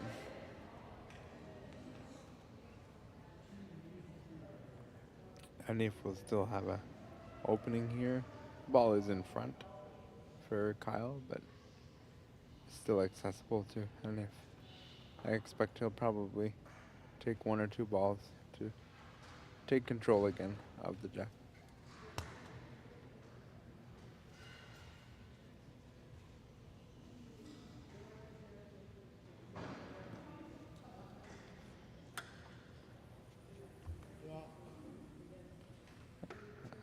As I thought, 1 ball and he's scoring. I think Kyle has a few options. He could either draw or push, depending on what he's feeling more confident with at this moment. If it were me, I would probably draw, because pushing a ball that distance would be kind of tough.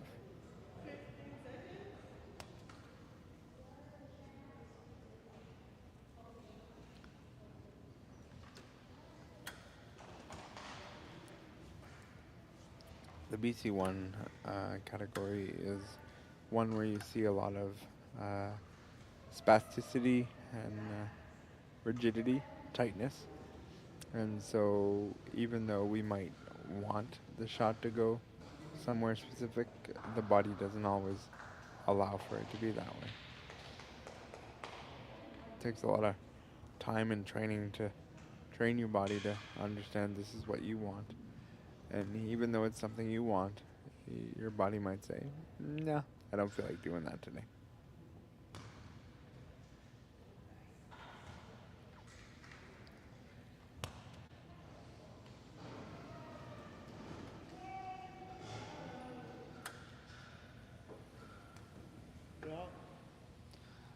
Red is on the side of the jack. I do wonder if there's some piece of the white for Kyle.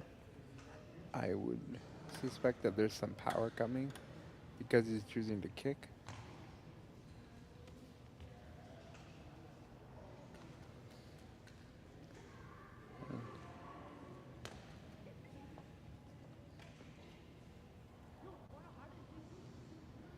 Good, good shot, but just not quite what he wanted. Still got lots of time.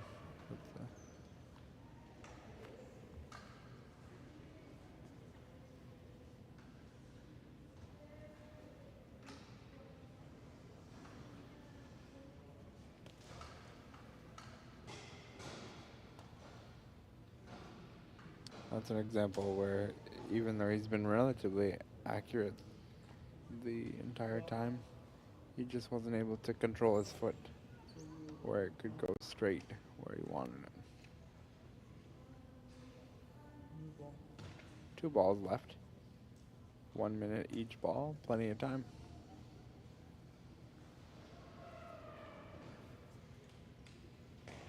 In the background there is the national team head coach. I'm not sure what he's doing, whether he's taking a selfie or some picture of the game.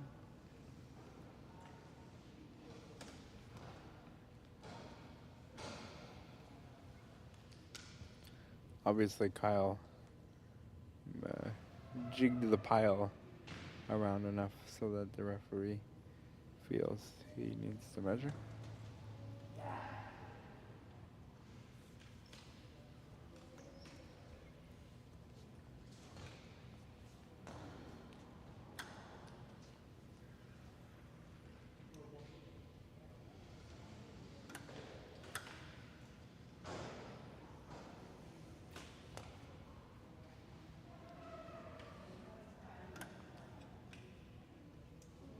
And blue is closer. Hanif's got 4 balls remaining. We'll see what he can do with that, but the scoring area is very surrounded, so there'll have to be some movement created by Hanif to make this happen.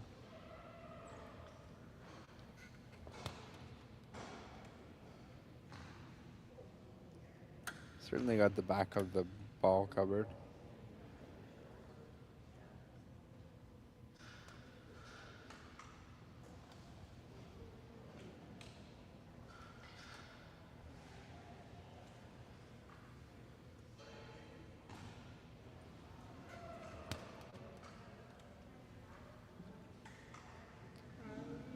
I think he's actually made the blue tighter onto the white ball now.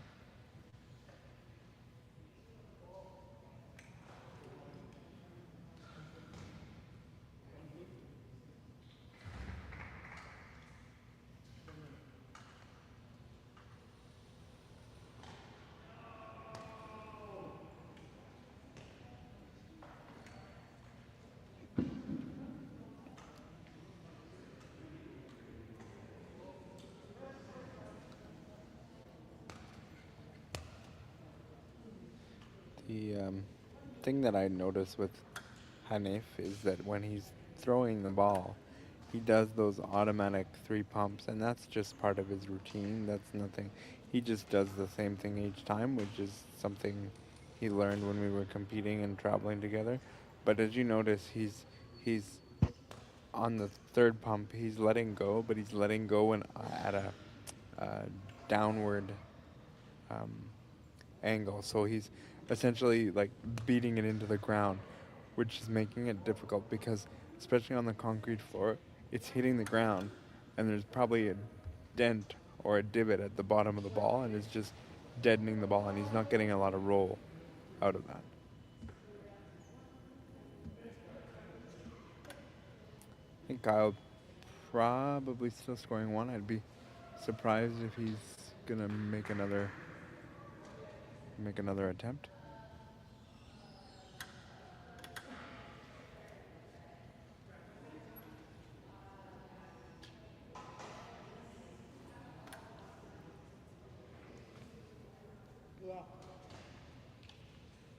He's gonna make another attempt. So maybe he's not scoring.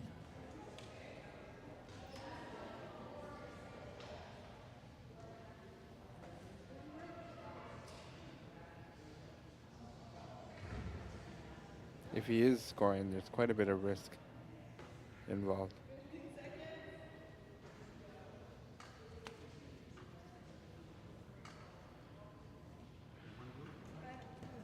Yeah, I'm not sure why he took that last shot there. It's more risk than, yeah. So that bottom, so you see on the above the time, there's the score, and then under that there is the ball count for each athlete. The bottom row, where it's the 12 spots, is for the order of the balls being played. So they kind of give you two ways of looking at this. You know how many balls have been thrown by each athlete, and you know in what order they've been thrown, because you only throw if you're not the scoring party, I guess, or athlete. So that's kind of why the scoreboard looks the way it does. And that 20 seconds that you see is just letting everybody know how long they have for their little pep talk or getting focused or water or whatever it is they're going to do during that minute. There's no real restriction on what you can do with that 1 minute time. Time? And if we'll get the jack back in number 3, let's see if he can get it over the line.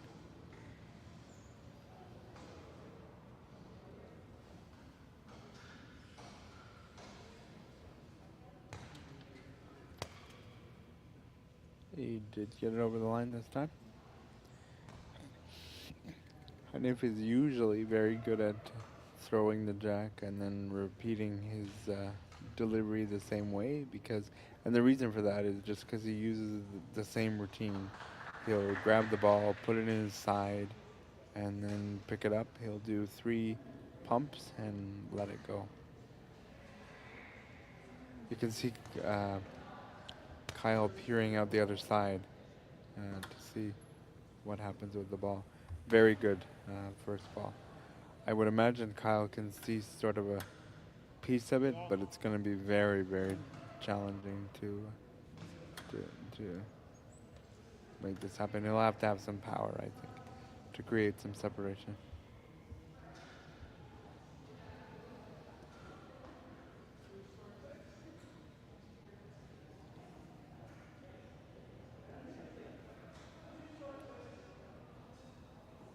And he's going to elect to go underhanded for this power.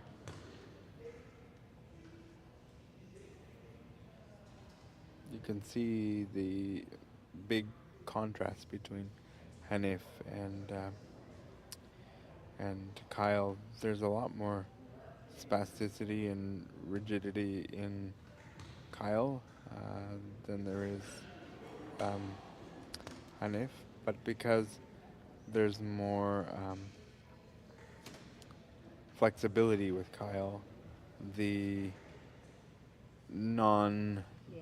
the not use of Hanif's trunk kind of counteract the two, and that's why they're in the same category, because Hanif doesn't have a lot of trunk control, whereas Kyle has the more spasticity and rigidity, so they kind of balance each other out.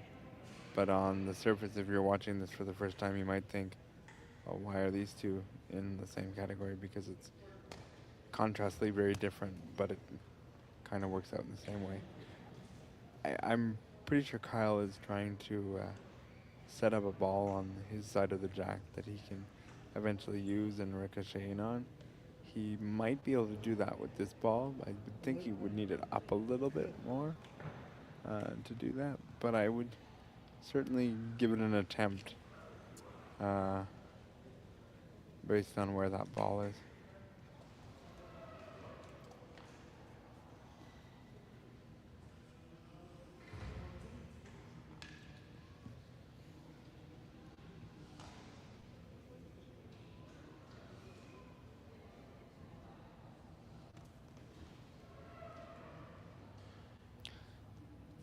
That is actually a really good ball. I'll tell you why. Because, yes, it's not against the red ball, but it is in Hanif's line. So it's going to cause Hanif to have to go around the blue ball. And really like this choice by Kyle.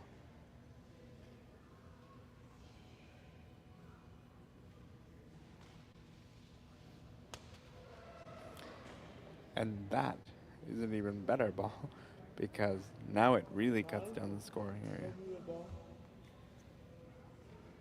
So his last two shots, for me, if I was Coach Kim, I'd be given probably 3 out of 4 on the second one and 4 out of 4 on the, the one the one just prior.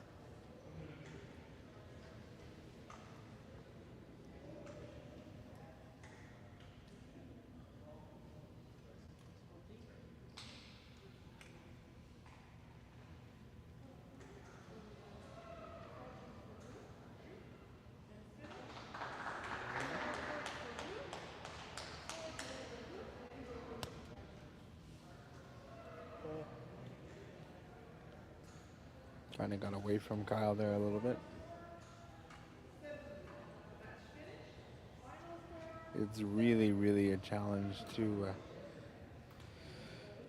control your spasticity long enough to execute the shot that you want. I can tell you that Kyle's mind knows exactly what he wants to accomplish.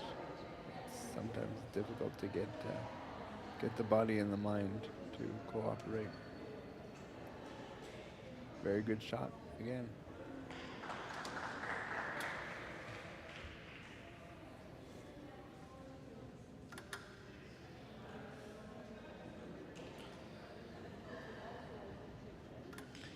I don't know that there's much danger for Hanif in this.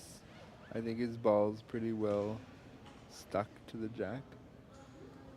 I honestly, terrible commentator analogy or analysis here, but I don't know what I would instruct him to do because I think Kyle's done an outstanding job in blocking this, and I'm really curious to see whether that blue ball out front is going to be a problem. And in fact, it was because it hit.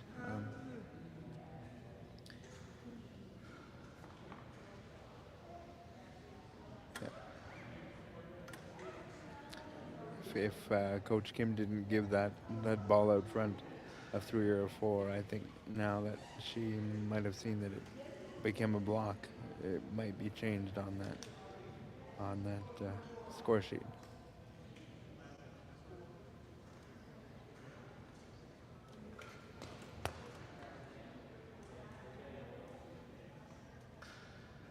Still just one.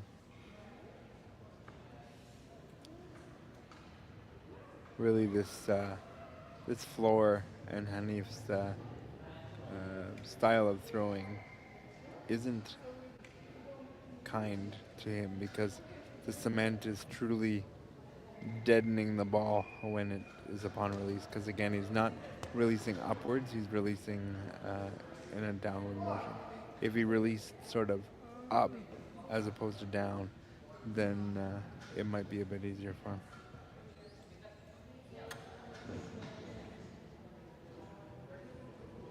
And even though none of you can see me, I literally just made the upward motion with my hand and downward motion.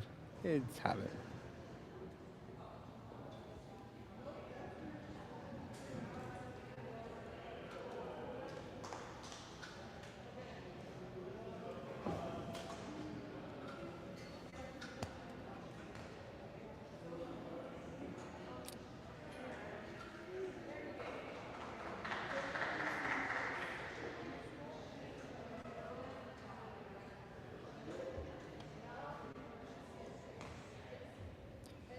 I think Hanif believes that he should be scoring more, but I think when he goes and takes a look, he's going to realize that Kyle's balls were really close.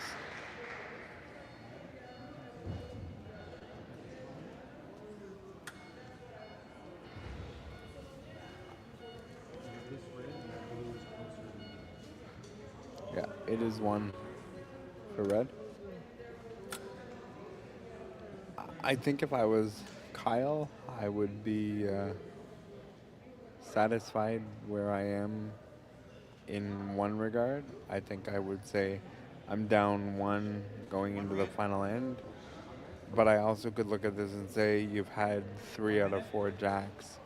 You you defended well, but you could have and probably should have taken more advantage on your jacks than 1 point through 3 attempts. But at least you've kept yourself sort of in the game, and you have the final jack coming now. And if I was Coach Kim, right now I would be telling Kyle I would think about going longer, specifically because of what I'm watching. I'm watching Hanif not really be able to project enough, whereas he's beating the ball into the ground. If he's gonna go longer, it's gonna be a challenge. I'm gonna be fascinated, and I'm gonna watch along with all of you right now to see what kind of strategy Kyle takes here. Time. Jack.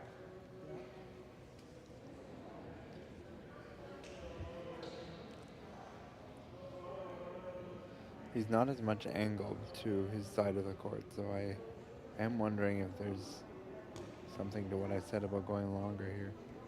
Let's see. No.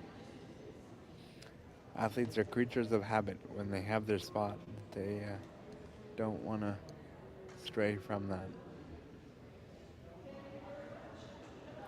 Speaking from experience, my coaches would tell me to adjust sometimes, and I would just be happy with my spot.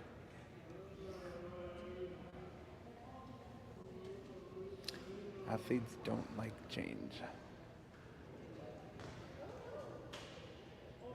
Some athletes don't like change.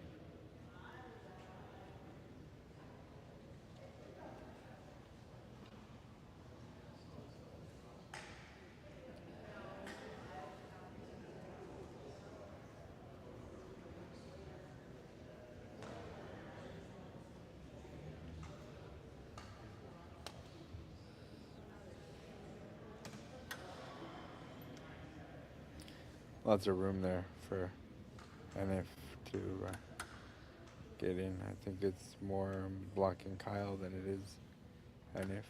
I am gonna predict that this gets taken a hold of by NF in one shot.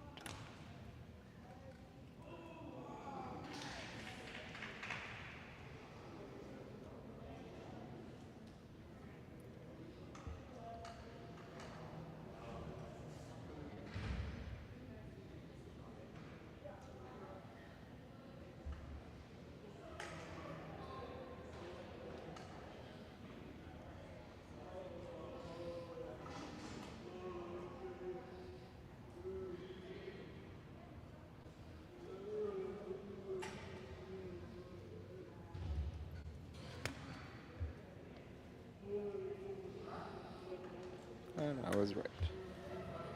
But I do think it's still accessible for Kyle.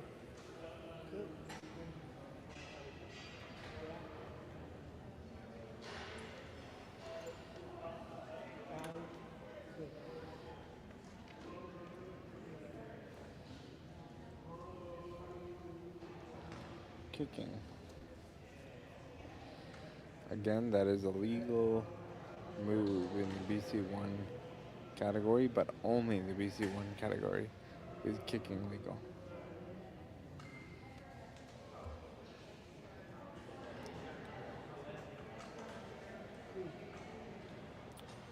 Not strong enough.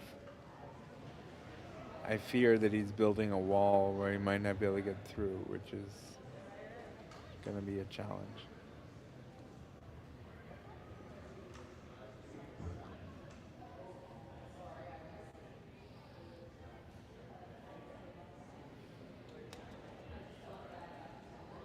Yeah.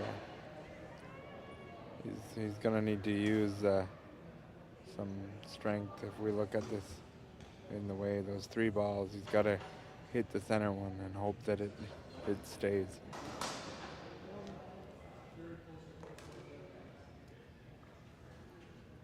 And if he does accomplish that, then Hanif will be in a bit of trouble, because those balls will then be in a really good position. Right now they're in a challenging spot for Kyle.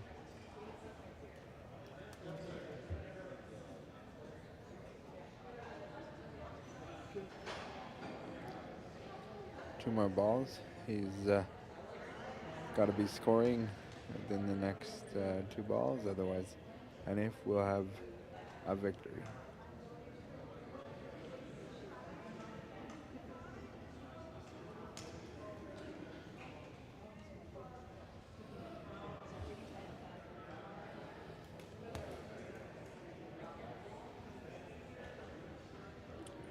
Cuts down the scoring area, but again, the goal is to be scoring at the end of this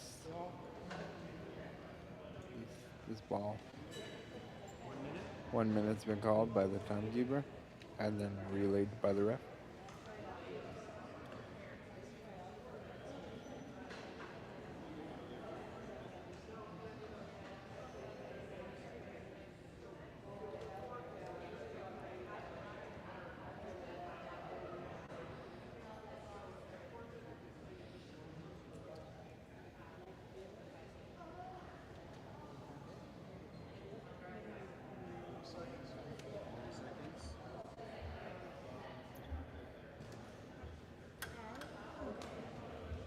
He's asking how many. I do think red is counting.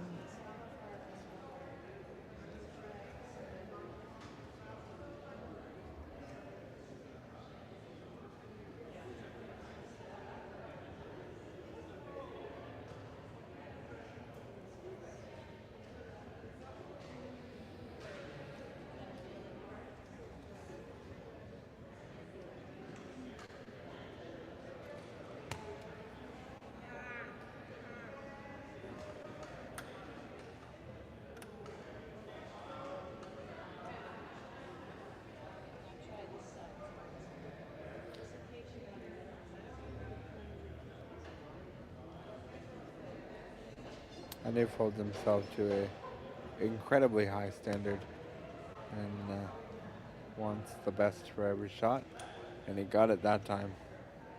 So it's for sure one, and I'm pretty confident that it's also the second one.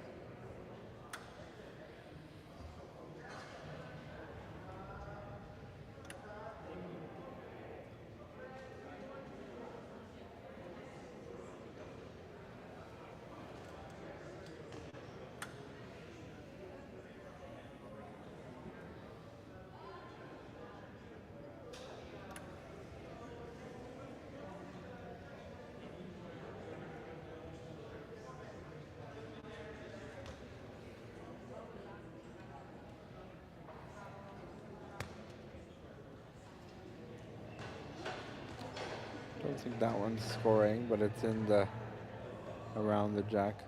Hanif is very good at surrounding the jack. That's been his go-to for 25 years, and it's led to a lot of success.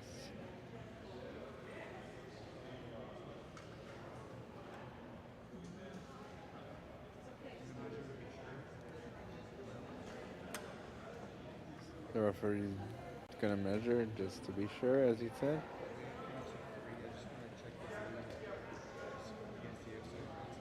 He thinks it's 3. He's gonna check the closest blue against the outside reds and see how many we get.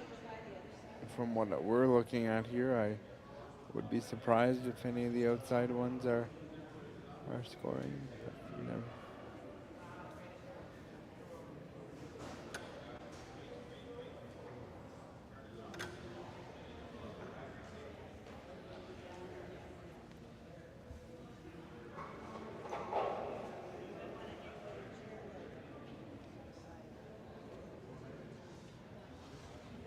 Finished.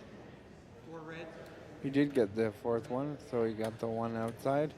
So that makes the final score 6-1 for NF, and was a good game. I think if you are Hanif, you are thinking to yourself, "Thank goodness," because I only had one jack and was able to score 6 points. If you are Kyle, you're probably looking at this going, I had three ends and could only manage 1 point. Something I have not talked about because we usually sign off uh, by this point. The referee is in the court, or was in the court, checking the balls.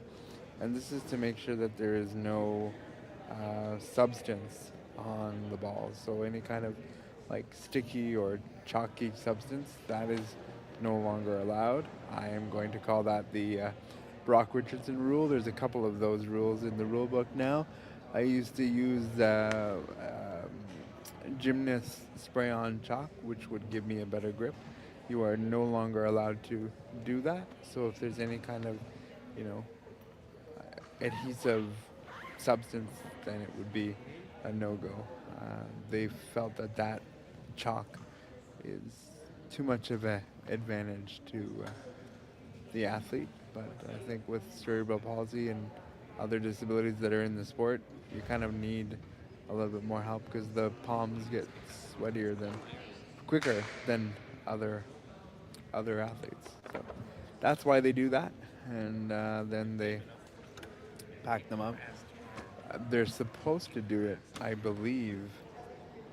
Maybe not. No, at the end of the game they do it. I think they were contemplating doing it at the end of every end, but then we'd be here for much longer. So they decided at the end of the game would be an appropriate time. Be interesting to see if somebody ever had a substance, what they would decide to do. But I digress. That is it for this game. For now, we will be back in a little while. It's gonna be 3 p.m. 2:30. 2:30 p.m. is our next game. We will bring you two more rounds of action today until 2:30. Be safe, be well.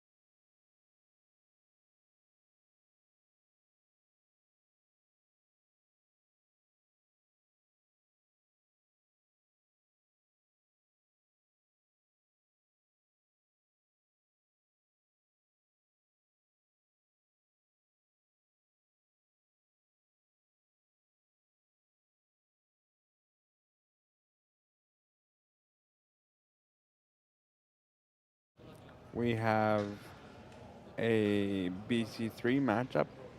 We have Everett and Michael Smith.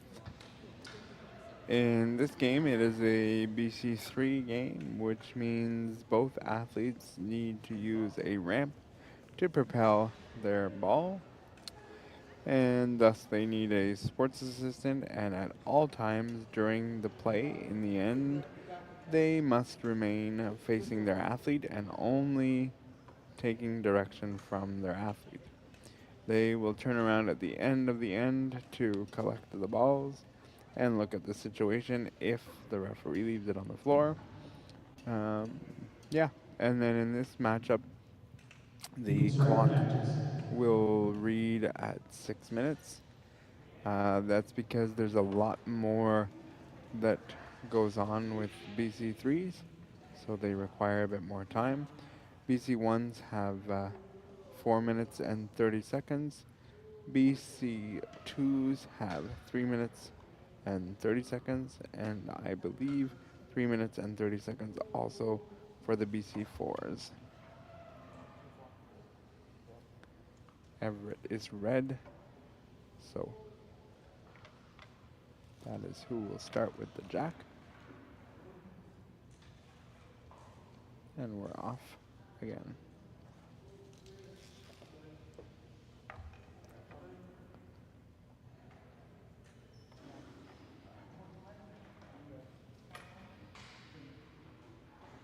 We talked about this a little while ago with another BC3 matchup. Some athletes have enough mobility to use what they would call a pointer to propel the ball. Some athletes wear it on a headgear because they don't have that same mobility. It just depends on your level of mobility, whether you need your hand to propel the ball or if you need some sort of assisted device to be able to help you. That is a decent red ball. I would think, based on what I see, that Michael would see most of the jack still. So we'll see how that would go for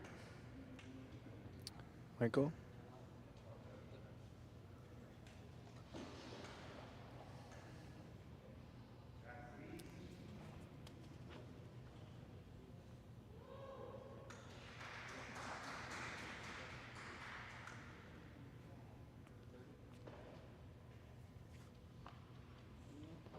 Still open, but just came up a little short.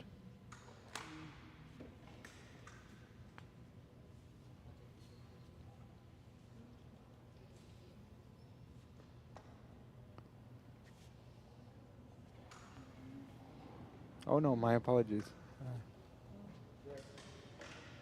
It's Everett.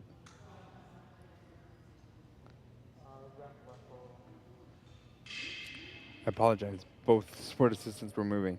It is Michael's turn again.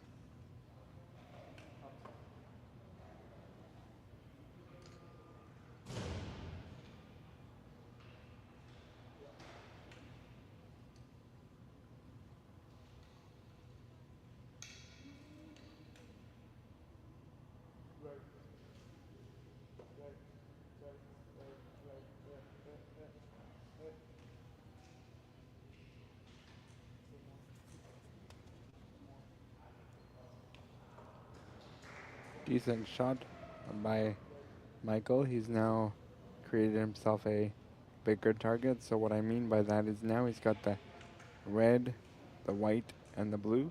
So when you're focusing in, you can look at, instead of just simply looking at the white ball, you can say if I hit any one of those three balls, it's going to sandwich exactly where I would like it to.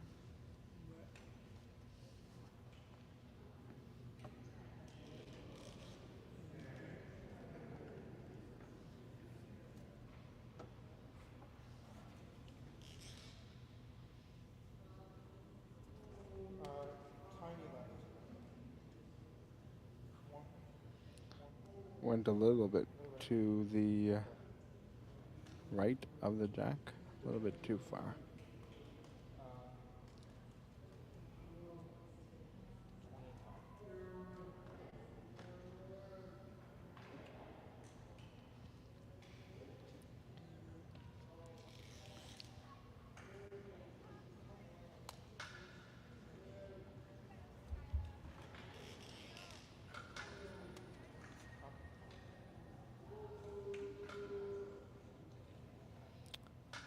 that's probably really going to present as a problem for Michael because it kind of fell right at the end of his ramp. See how he's able to manage that. Trouble with a ramp is you can't go up and over something, so once it's on the ground, you really have to take advantage of that.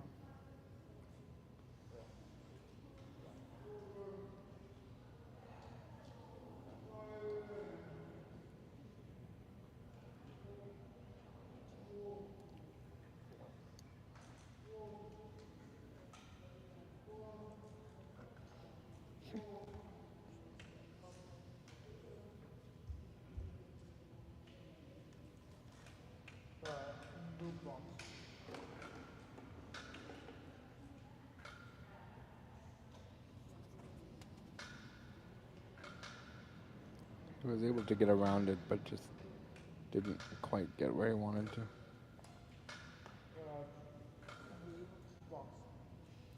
Scoring area is minimized for red.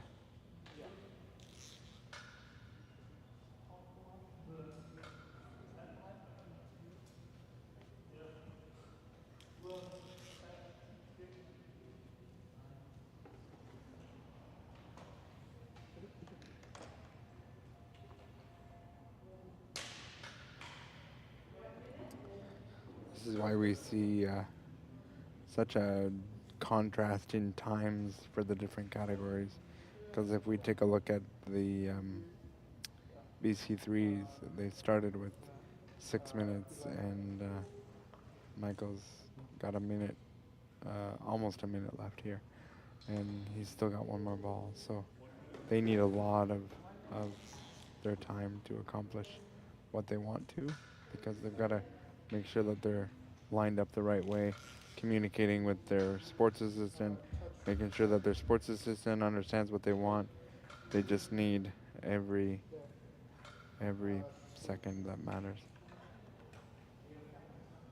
Every other category it's faced some reduction in time. BC3s have not, and I think that the people that make those decisions are making the right one, because it would be a disservice to the game for the BC3s in particular to not be able to throw all their balls based on time. Just about 5 minutes for red.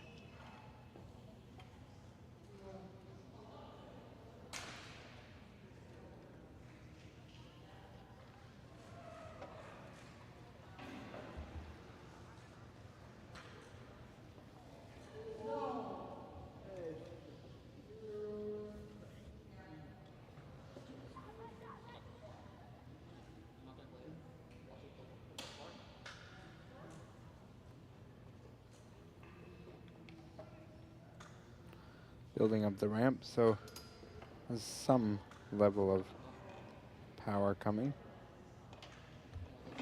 Very fascinated, because with that ramp you see that there's a slide piece that is the device that appears to going to be hold the ball. I'm going to watch closely now to see.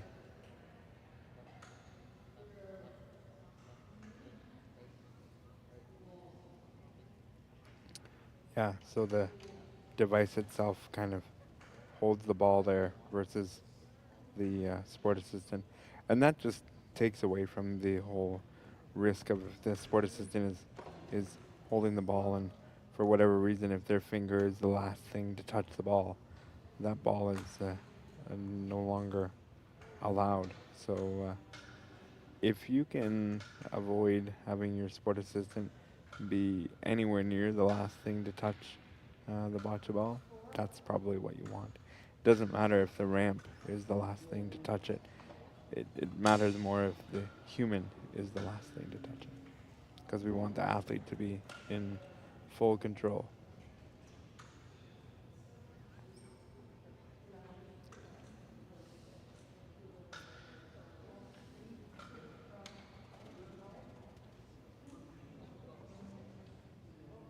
That blue ball proved to actually be a challenge. So sometimes you don't realize that a ball you place somewhere is actually going to benefit you. And in this case, it does.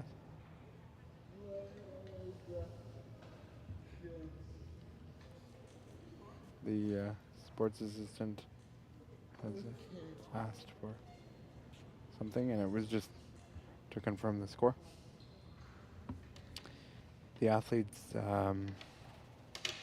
in the BC3s don't always have clear and concise verbal cues, so sometimes the sports assistant has to help guide through that, and so you'll see signals of different kinds if your voice is not the the method at which you're able to use.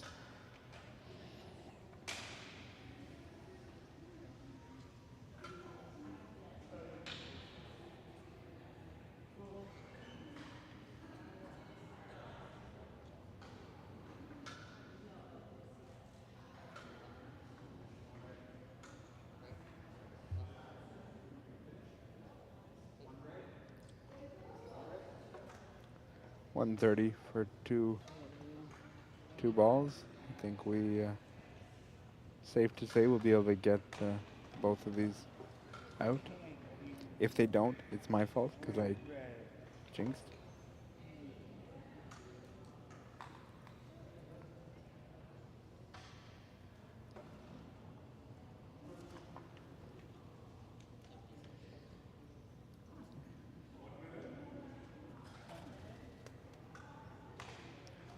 Really trying to make some movement here, but there's tons of traffic.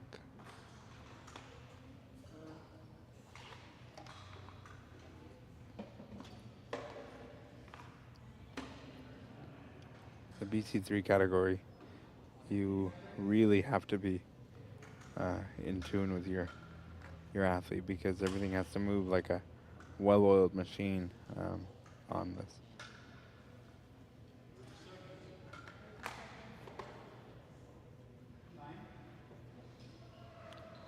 25 seconds. I'm a bit concerned about the time now. Even after I said it would probably be okay.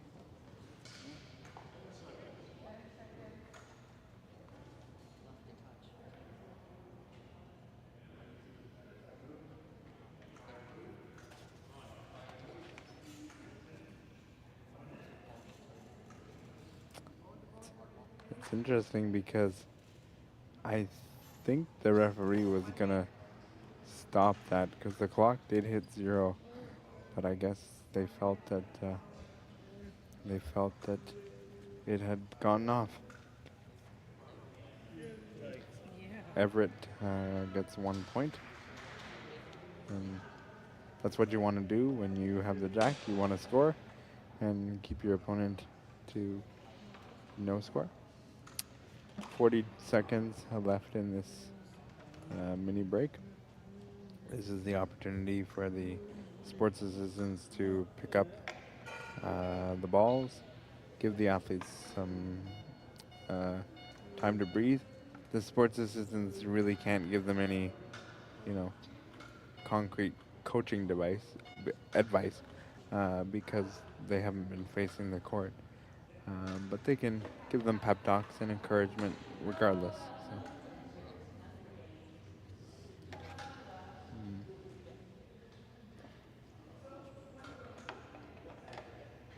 Michael will have the jack ball now.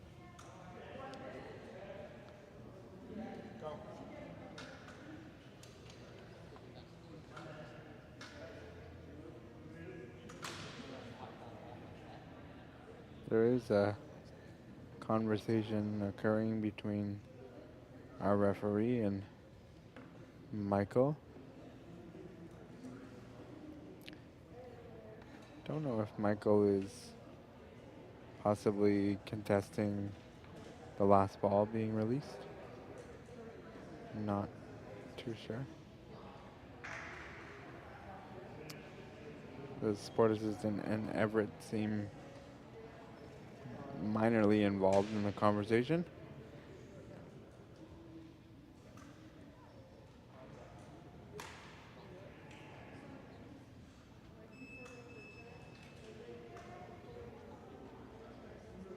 This is a lengthy conversation, and I would bet we're talking about the last ball thrown by Everett. It was, when I looked at the screen, it was at zeros, and I think the referee was making motion to go get it, but because it had been disturbed, the balls, she didn't do anything. So depending on how far this goes and whether I'm correct, we could be in for a conversation with head referee Rob, but we seem to be settled now, and the jack is wants more of a discussion.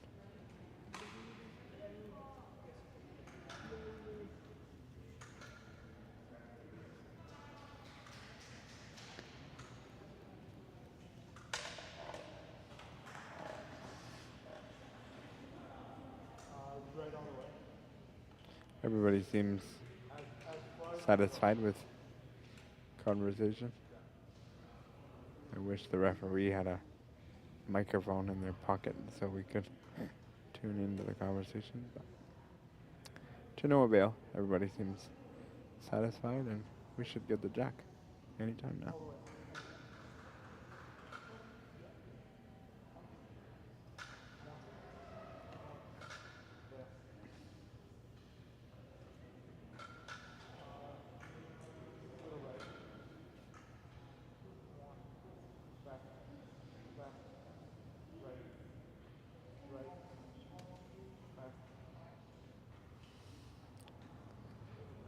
So the jack ball did not make it over the V line, so that is a retracted jack, and it will go to Everett. Everett will now get an extra jack, so he will now throw the jack in the second and the third, and then Michael will get an opportunity to do it again in the fourth. So for the second game in a row, we see one athlete having more than their normal 2 jacks.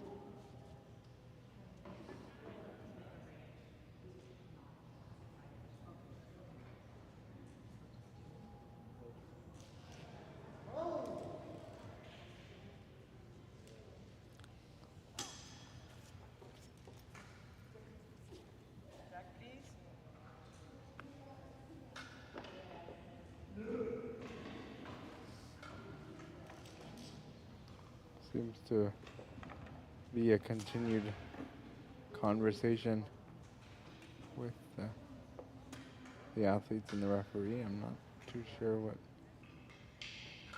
still going on.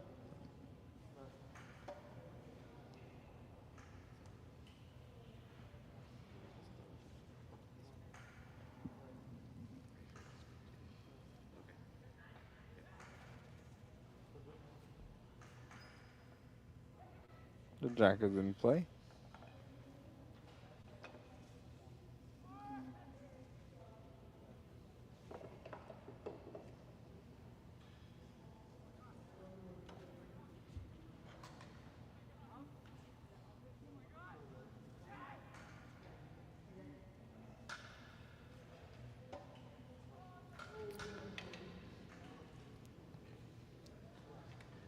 One of the things that I've talked a little bit about in the other BC3 games, which I'll take an opportunity to do now again, because if we look at Everett's ramp, it is on the ground when he releases the ball.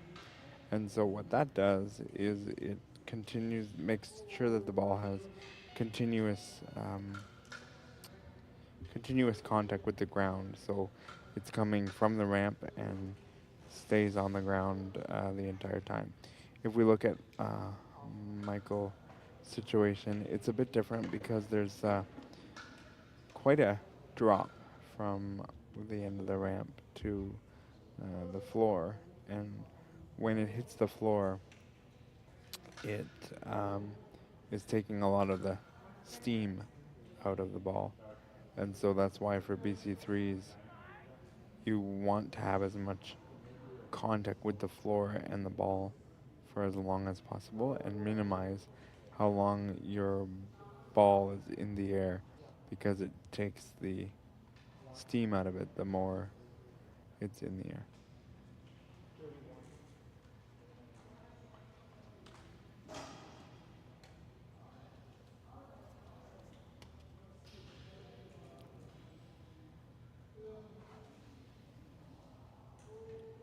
See, like that ball really just, the steam got sucked out of it because of just the drop. And it's not a minimal drop, it's quite a bit. But I also think to be fair about it, it's the type of ramp that Michael is using, and this ramp is one of the older versions of a bocce ramp, so he can only do what is given to him with regards to ramps.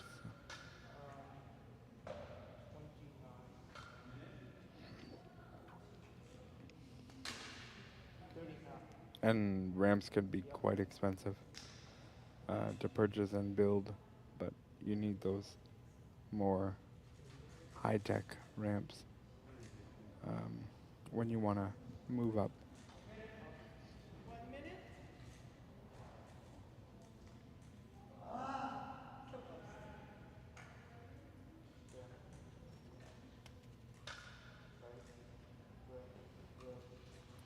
Ball's in front, which is not bad. It would be ideal if Michael would be able to push it, but I don't know that the ramp has the capability for a push at that distance.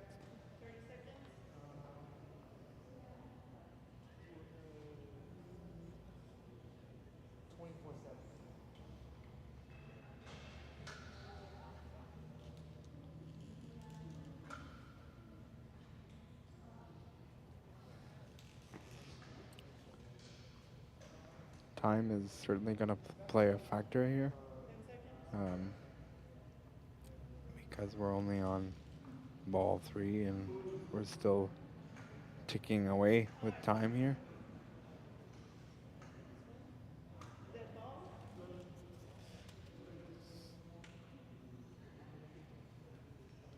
Very good attempt.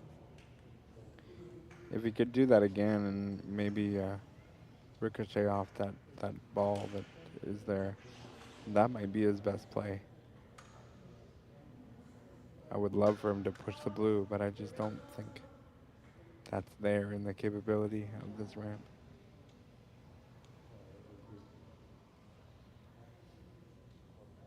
Looks like it's pretty close to the ground now. I'd like for them to be able to leave it there, but I don't know if they can, because then Michael might struggle to release the ball if it was all the way down.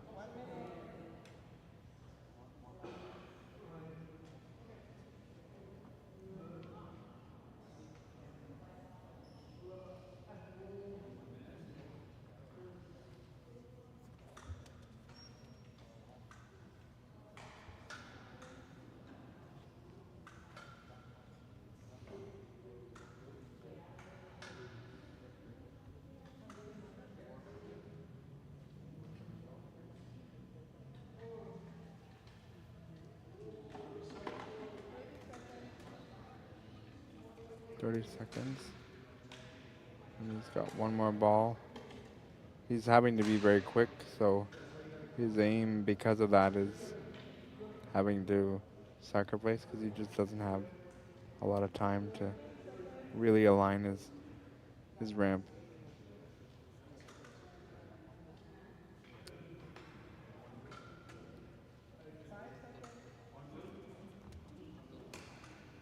Got it off. There is certainly some traffic here for Everett. As you can see, 1 second remains on the clock. Once the ball is pushed by the athlete, the clock still runs because it's gotta come to a complete stop for the time to stop. But as long as the ball is released by the athlete, if the clock hits 0 as it's rolling, that's okay. It just has to be released in time by the athlete.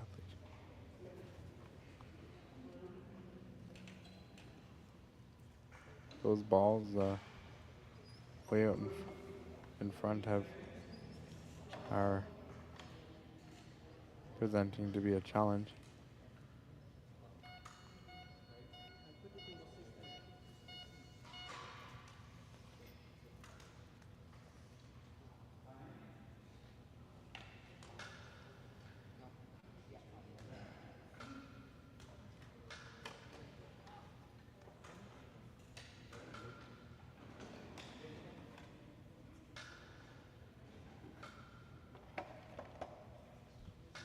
Again, I'm not too sure.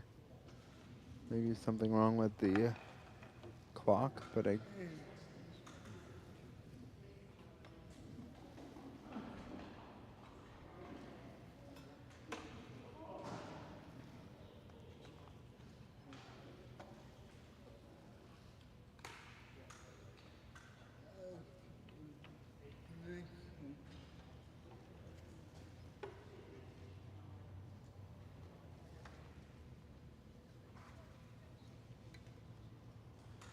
whatever it is, the referee and the scorekeep is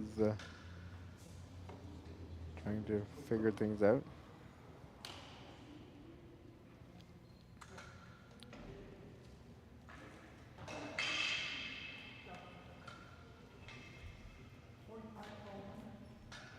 Seems that we have gotten things sorted out.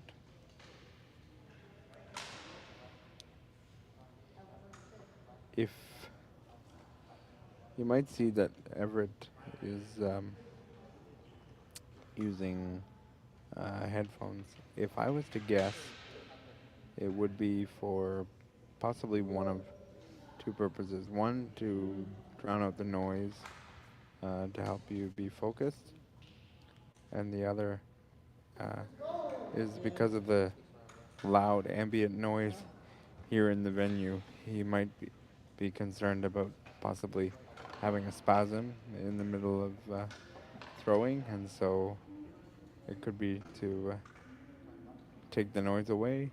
Could be noise sensitive. There could be a ton of reasons why the headphones are.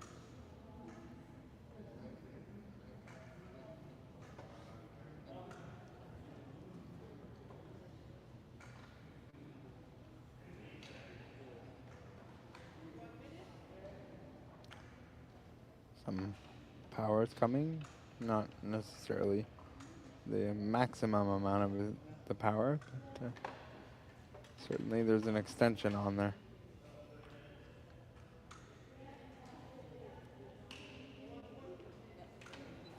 Oh no, go.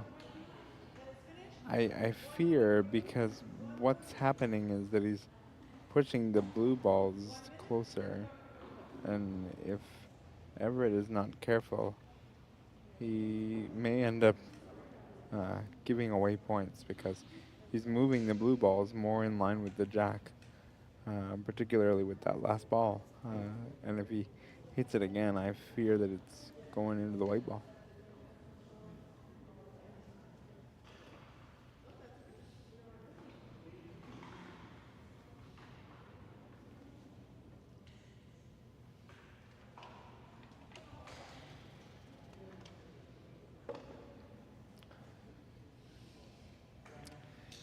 I would wonder now if that's a one blue.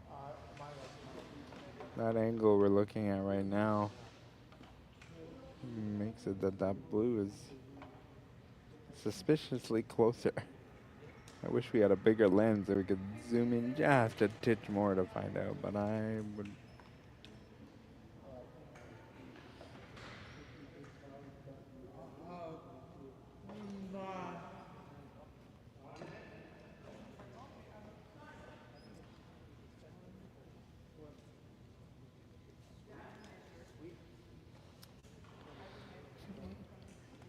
Referee is now measuring. I'm puzzled with that strategy. Uh, Everett was scoring a point, and possibly not now.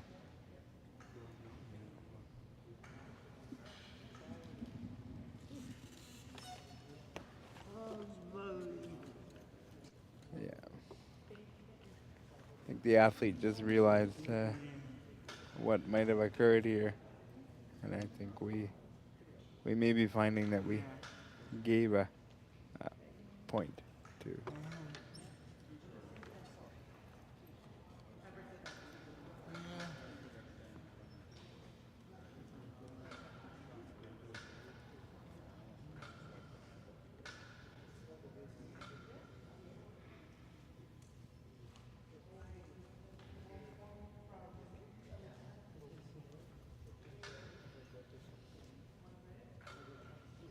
Oh, got 1 point. So definitely got away with some risky play there.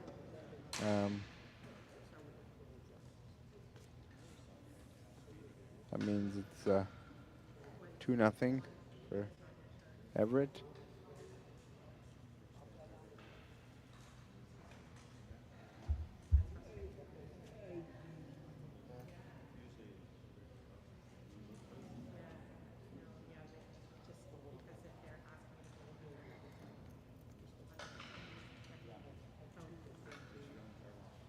The 1 minute was not placed in the center of the clock there, so the athletes are either going to get more time or they're going to just guess at when the 1 minute is finished.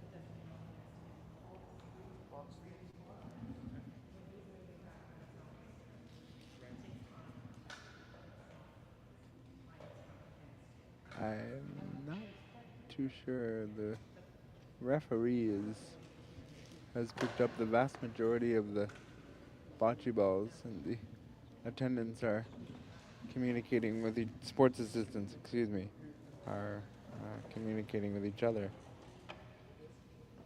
Head referee Rob Janoska is not too far away.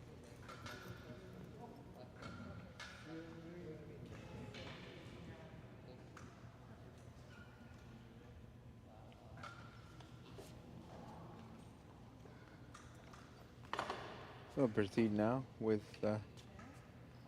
end number 3. 2-0.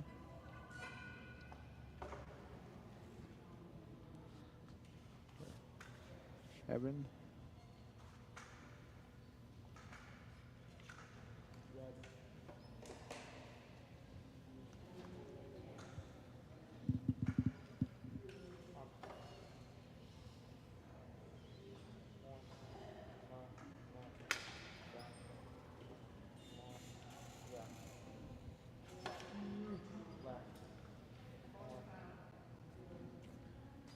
Okay, so there was a penalty awarded that I did not know why there was a penalty awarded. That must have been why they were back at the scorer's table earlier. But the penalty was not successful. In order to score a penalty, you have to have the ball in the middle of the center square. I don't know what the course of the penalty was that was called. I literally thought we were just proceeding with the next end. The referee did not communicate with me as to the penalty.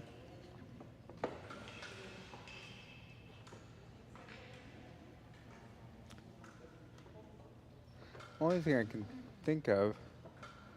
No, but that's not a penalty. I'm thinking live as I'm talking to you. I'm really not sure of what the penalty was. Now we will proceed with end number 3, and this will be the white ball that will come out of the ramp.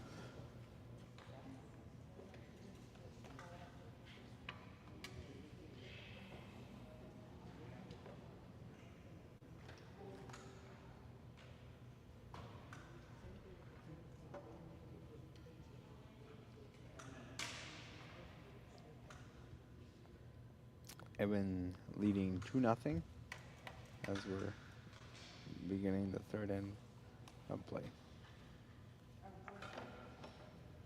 The ball is over the jack, or over the B line, and we'll proceed with Evan's first ball.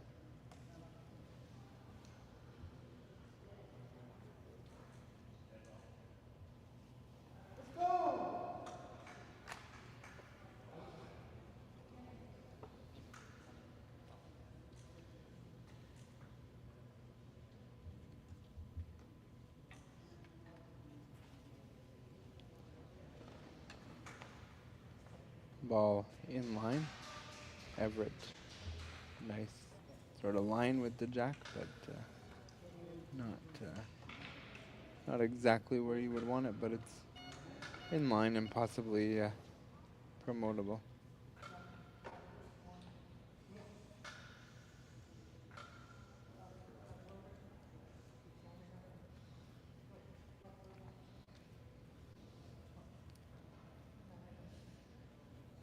Michael does have an open line to the jack.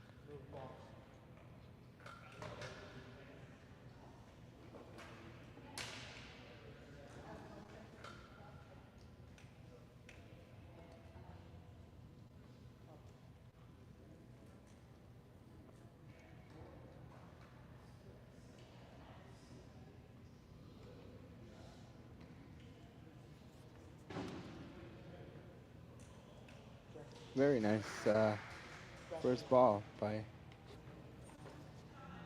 Michael. It's going to create that Everett's going to need to make some work out of this play. It's not quite on it, but sometimes you don't want it necessarily right on it. You want it in line more than you want it right on it. So if you had the choice and you said, would you rather it in line and blocking or on it but open? Most athletes would tell you in line and blocking. And that's exactly what has happened here. An athlete in the next court over is quite satisfied with their shots, so you're hearing them give their excitement.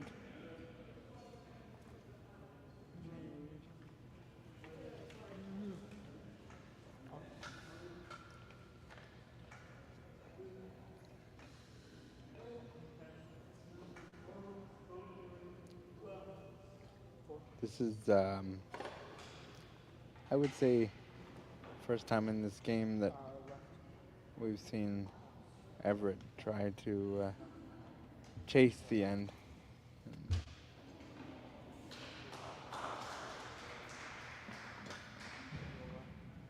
Very nice shot. Was able to push their ball into a good position. And the ball that they threw is also blocking Michael as well. So it was 2 jobs completed there. Scoring ball, and they also have a ball blocking their opponent. So well done.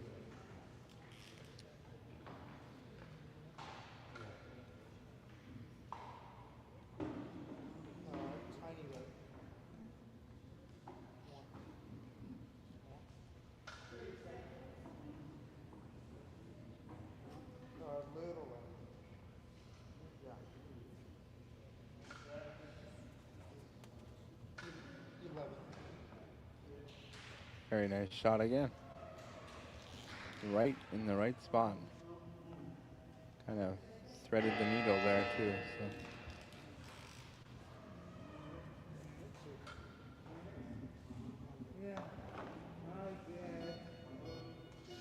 Referee gave some time there before showing the timekeeper the red paddle just to give everybody a chance to move out of the way.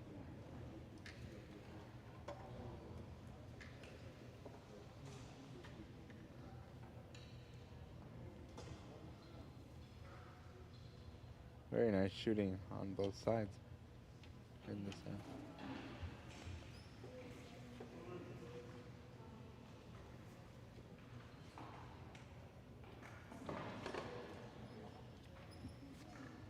Referee has signified measure.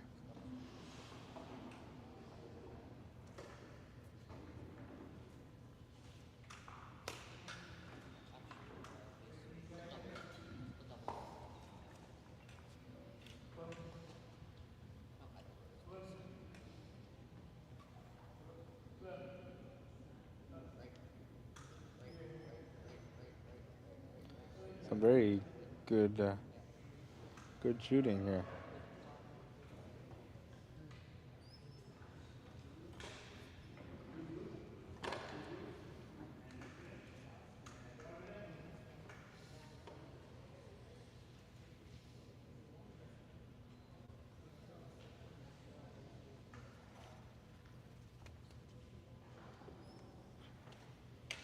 Certainly made some movement there.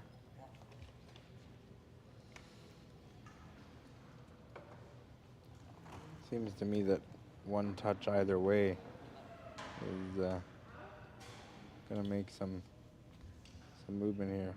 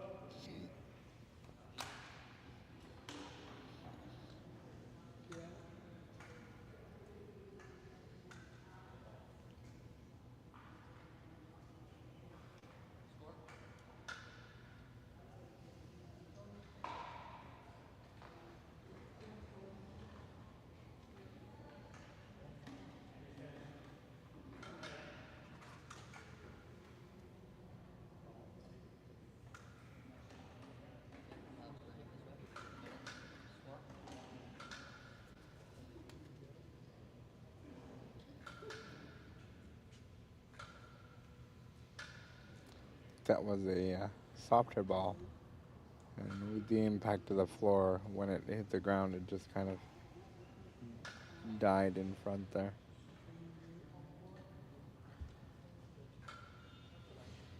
Athletes have varying hardness and softness of boccia balls. They are used for different different purposes.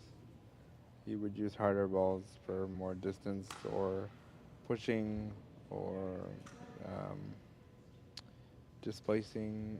You would use softer balls as your earlier balls, just kind of placing them in place to be pushed or to be promoted.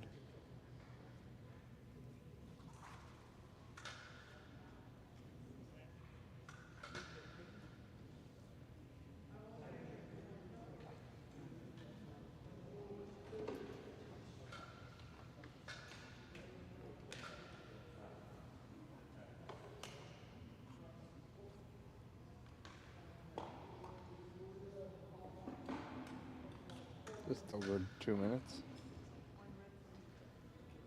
2 balls, we should have plenty of time.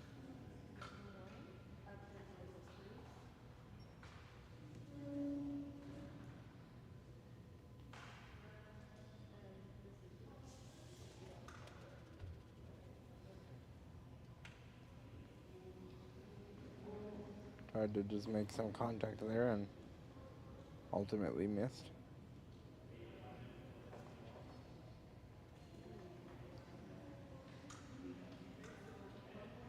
both sides are very close.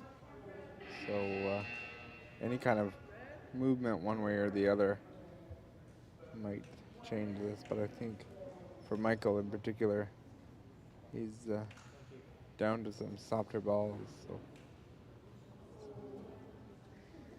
tough.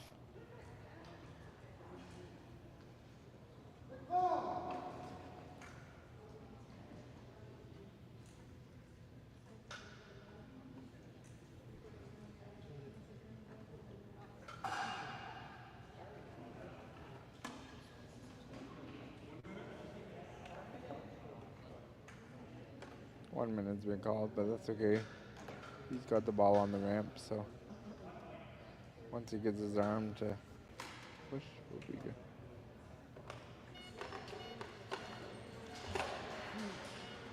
I think that's probably, yeah.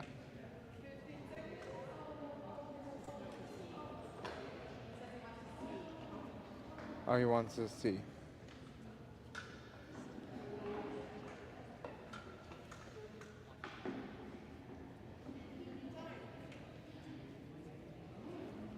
You can get a better angle of the play when you're over top of it.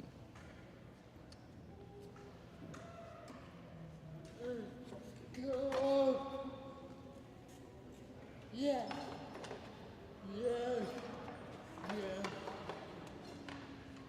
He just wanted to confirm that he was scoring, and in fact, he was. Oh, wow.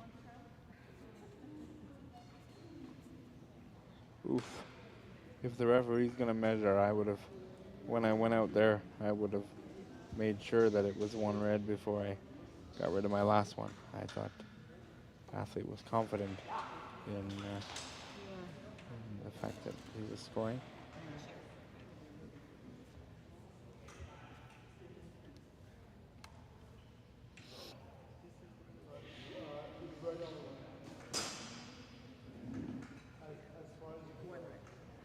One red.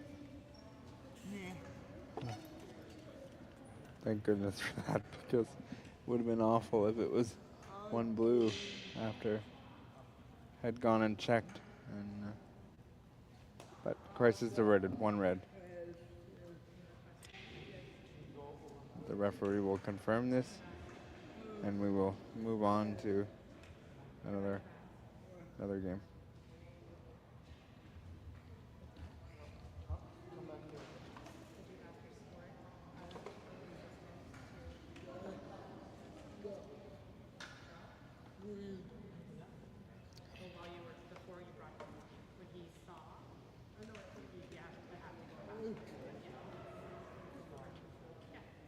He's just confirming why he had to go back if we had to do a measurement, and I think that's just a case of the referee should have been more communicative in that kind of conversation. But crisis averted. Red gets one.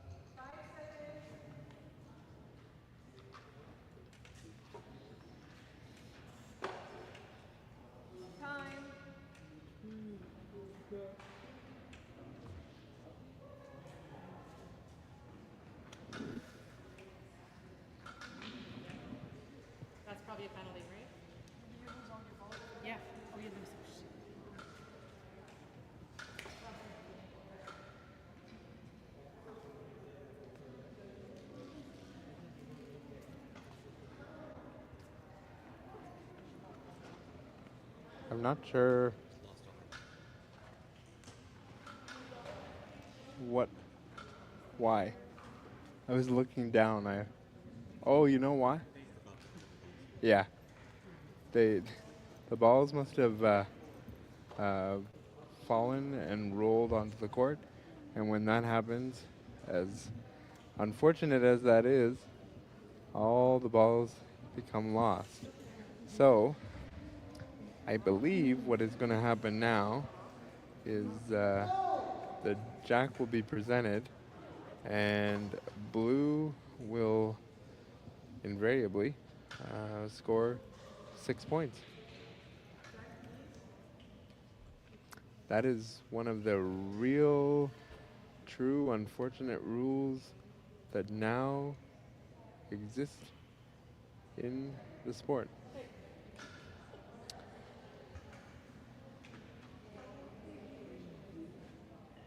Oh, I'm being told they were not picked up on the floor. So when the referee was ready and they were not picked up by the sports assistant, then they become defaulted balls. I was looking down during the break, and I expected that the sport assistants would pick up the balls. I wondered earlier on in the game why the official was picking up both balls. But yeah, this is where we are. The athlete does not have any balls, and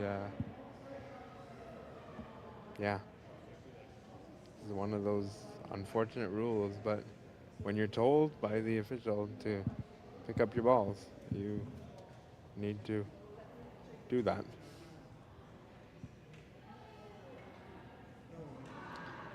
Again, red has no balls in this end because the sport assistant did not pick up the balls in the allotted time. And now Michael is extremely confused and doesn't realize that they don't have balls.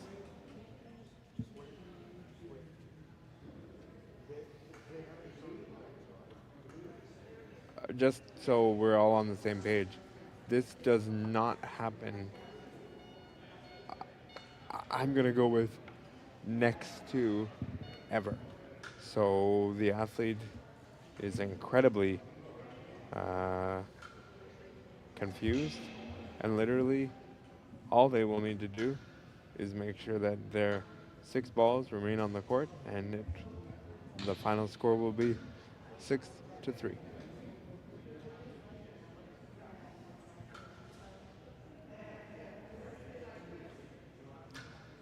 In an earlier end, the referee picked up the balls, and I would imagine there was a warning then in one of the lengthy conversations uh, that existed. And so this is where we are.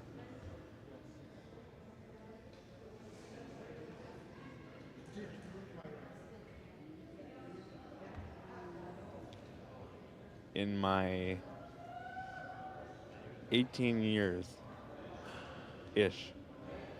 I have never seen this happen.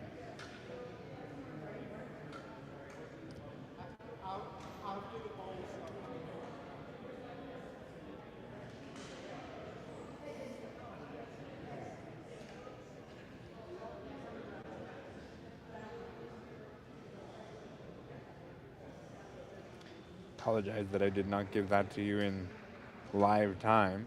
I took for granted the fact that the sport assistants would pick up their balls.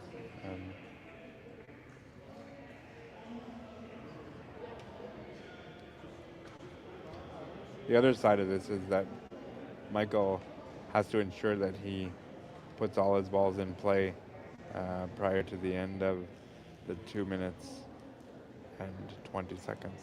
So if it took him longer than 2 minutes and 20 seconds, any balls that are still not on the court would not count, regardless of the fact that there are no red balls on the court.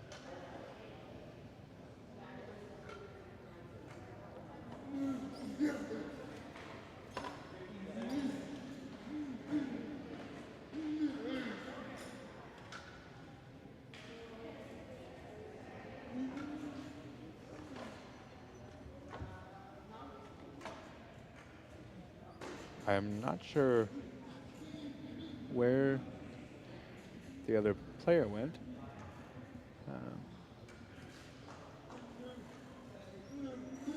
This is all very, very different. There is no player sitting there in the box, correct? Yeah, there is no player in the box. Um,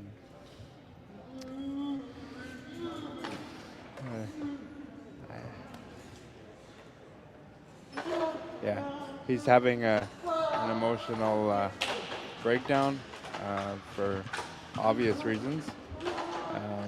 This is not something that you see on a regular. I think the sport assistant probably also feels bad. Um, I do see the athlete in the corner now, and yeah, this is historic, but not in a good way.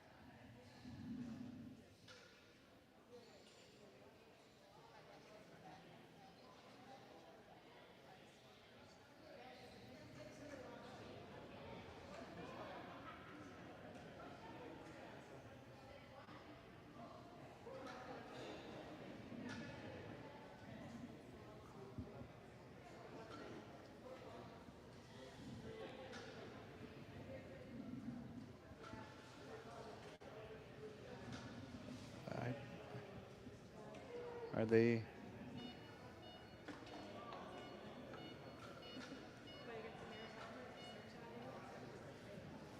Can you mute me for a second?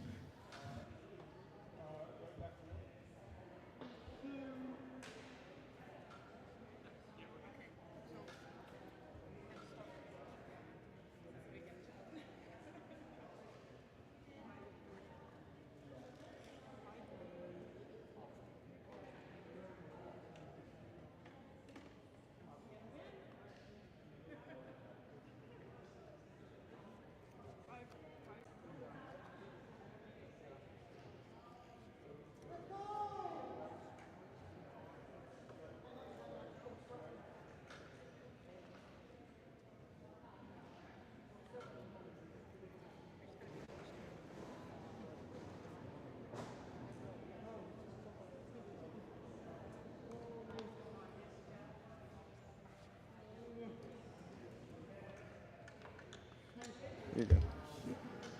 So, um, I took myself off mic for a little bit of time here because I just wanted to understand the historic nature of what took place. And um, as you can see, Michael scored 5.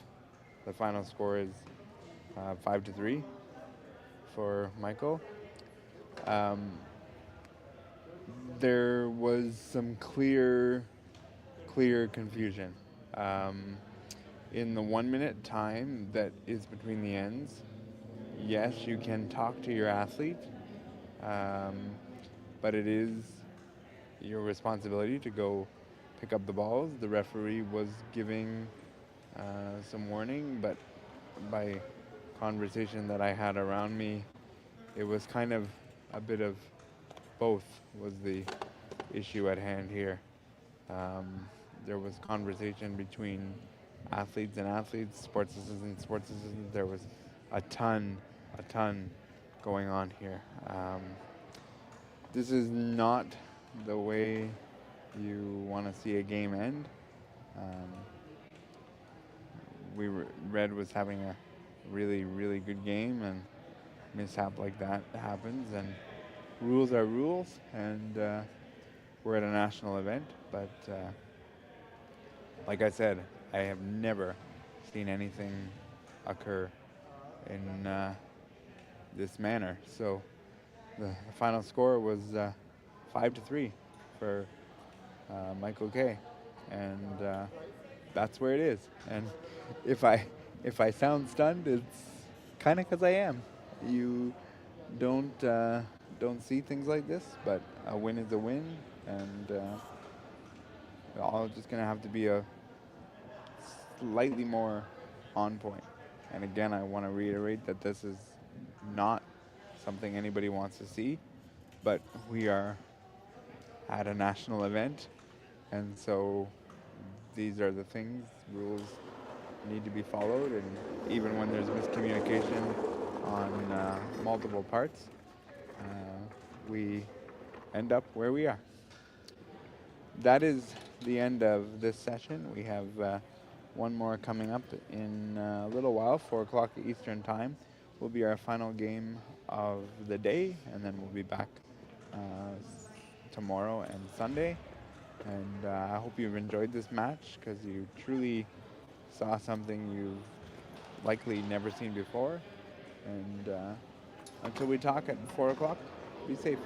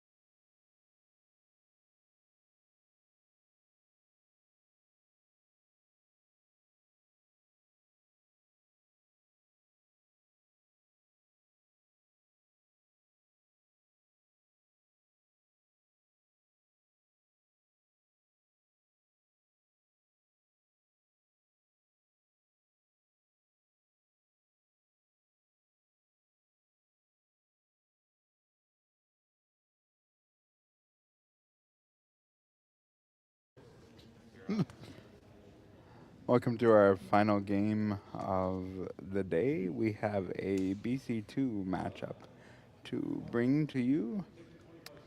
And we have Gina and Jim. Looks like Gina is playing red and Jim is playing blue.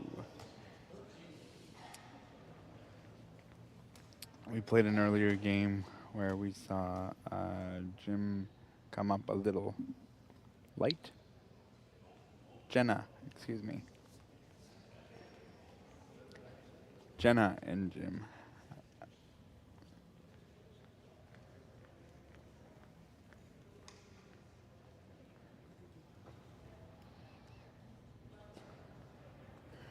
You know, we've done 5 games today, and that is the first time I've seen athletes shake hands at the beginning of a game.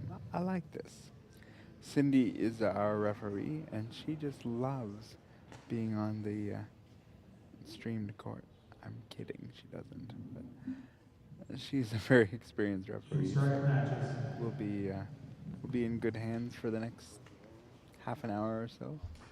The BC2s have 3 minutes and 30 seconds every end to throw their balls, so it goes by relatively quickly. Jenna has put her ball into play, and we're just short of the 5-meter mark.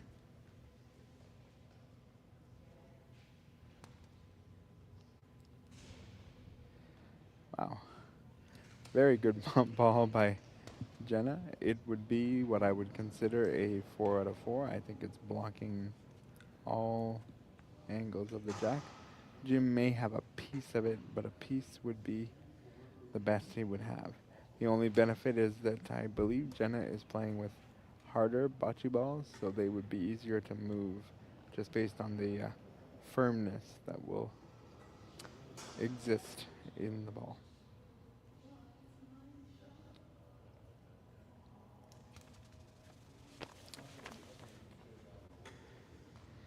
And Jim had Cindy on the run, getting the ball. You never know when you might get a workout as a referee as you're doing bocce. When you have that kind of power, though, you can sometimes sacrifice the accuracy when you have to have that level of power. Jim took one shot, and now I think he's saying, okay, I see you, Jenna. You'll get your point, and I'm going to block you as best as I can. And with the second ball, for sure, he's cut down the scoring area.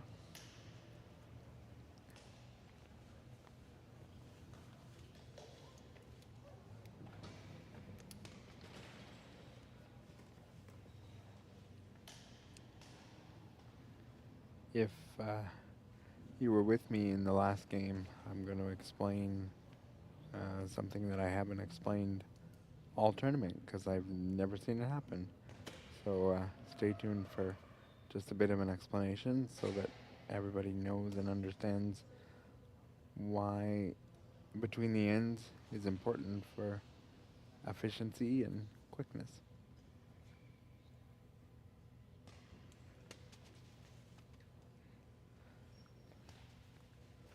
Ball's been tapped up.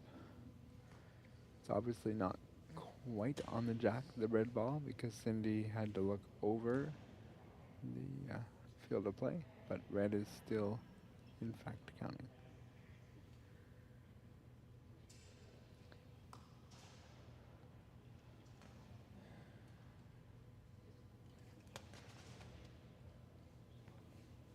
I think red is still counting based on, yep.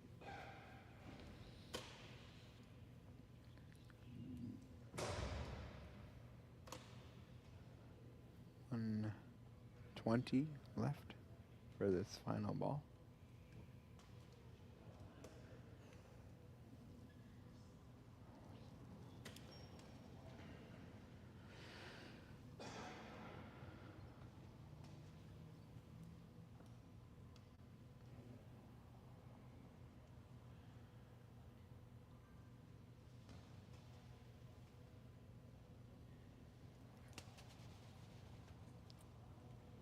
is extremely well defended.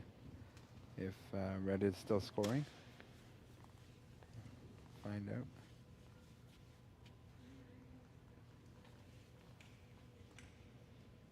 Jenna would like to come out onto the court.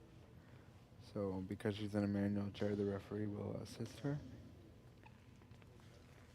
The referee will follow the direction of the athlete. So if they wish to sit out there for 20 seconds, 30 seconds, it's up to the athlete and the athlete only how long they wish to sit out there. Their time is their time. You can do whatever it is you wish to do. I suspect Jenna's going to try to move things around here, which you could do.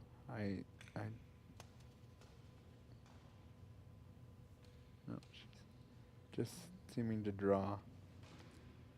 Not sure. She's going to have a real precise draw to get in there.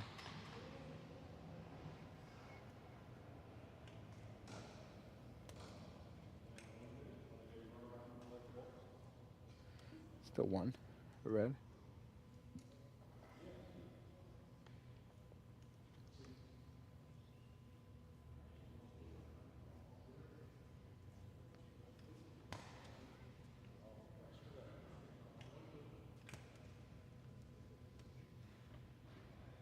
Dumped into that blue out the front there.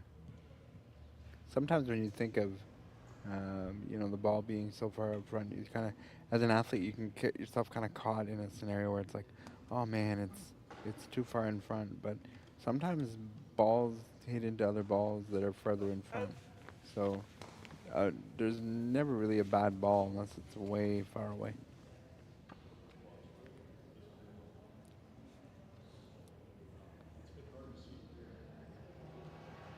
Jenna is from New Brunswick.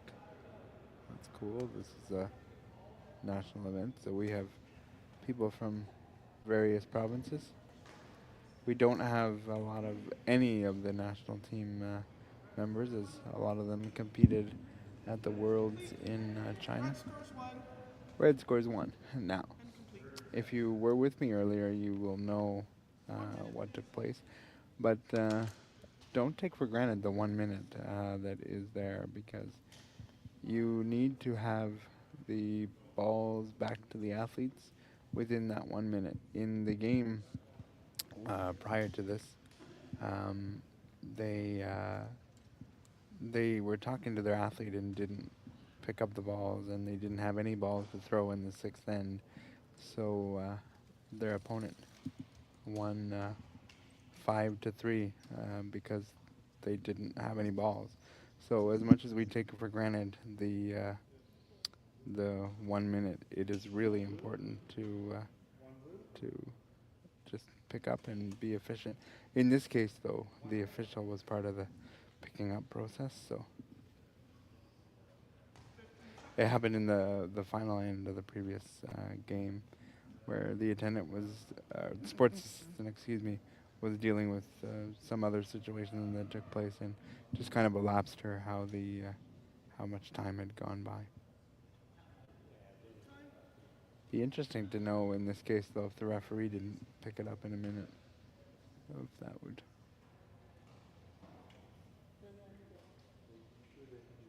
But I think we're playing semantics in that kind of situation. Jim obviously feels there's some advantage here over Jenna in the distance game, so he put it about 8 meters.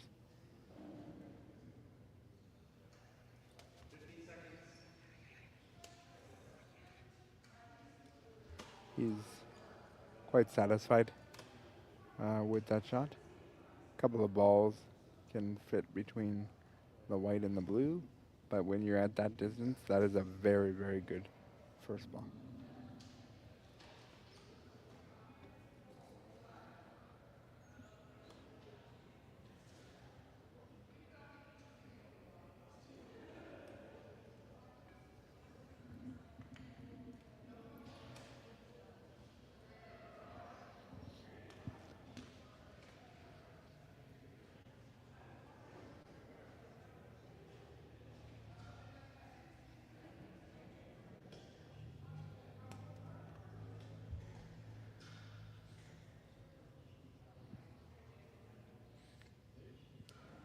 Anna has her first ball out.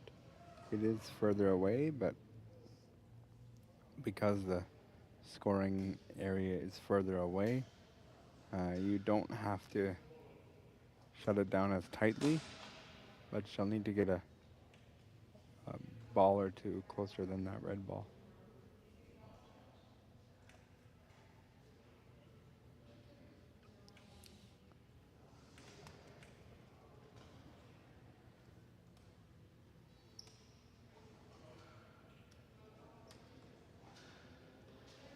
Kind of set up some posts here to go between.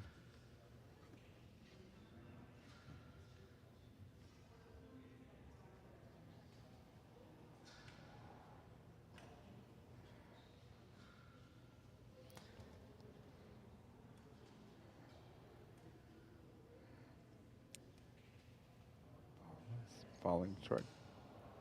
I think this is the first time we've played a game at this far of distance, so much so that our camera guy and technical producer is having to stand to operate the camera.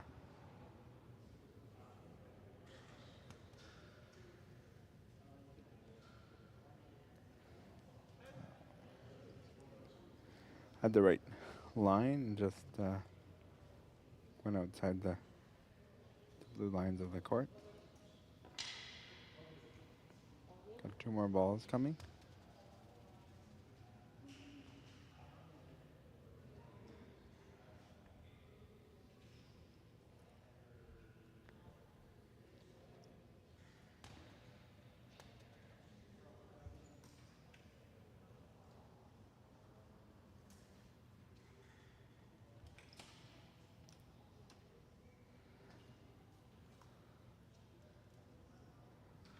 So there is quite a bit of room for Jim to get back there, but he's got to go past some of the red balls to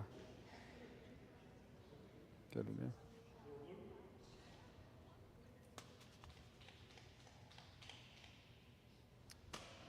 That second one is not scoring.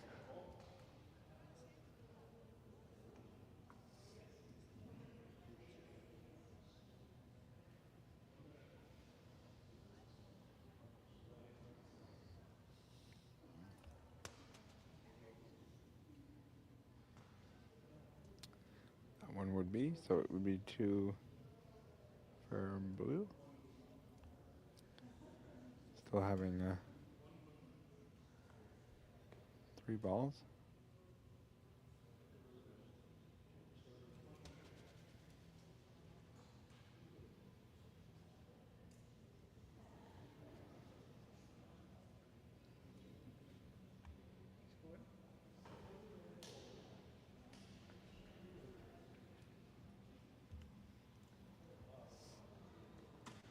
I believe she said two.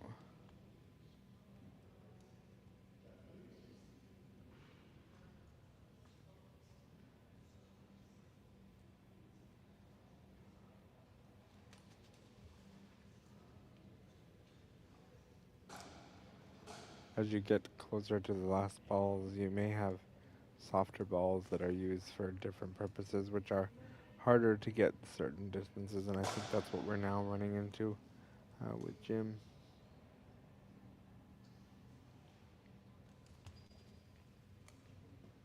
Oh. The ball was stopped.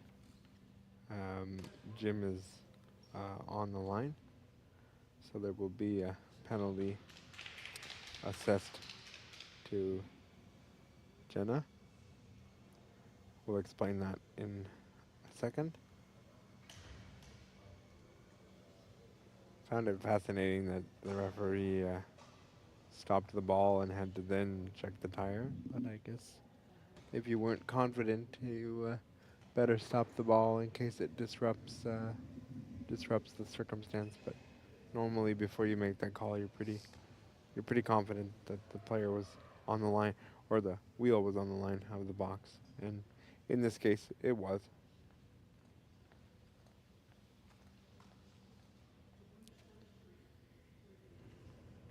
So we have 3 for the blue, and So blue scores 3. now the penalty will be assessed. So the penalty works this way. Jenna will get a ball to throw, and then there will be a minute put on the clock. And the idea of the penalty shot is that it has to be in the box. The ball has to be in the box entirely. It cannot be on a line. It has to be fully in the box. The X does not count as lines. Only the 4 lines on the outside of the box is the ones I'm talking about. So the ball has to be completely inside the box for there to be a point awarded. When I played, and there was a penalty associated, you would be able to throw against the situation.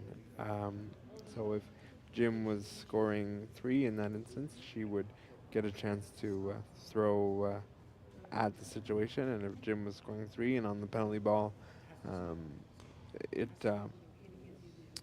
it it scored, then it would negate the 3 points.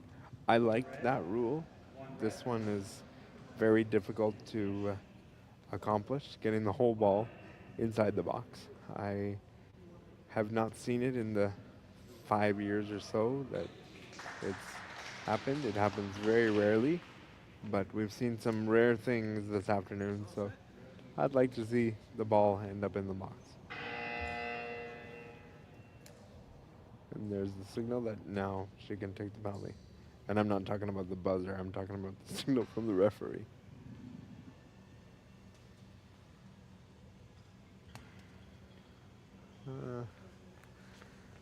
She had the correct area, just not the distance. 3 blue, and ender's complete.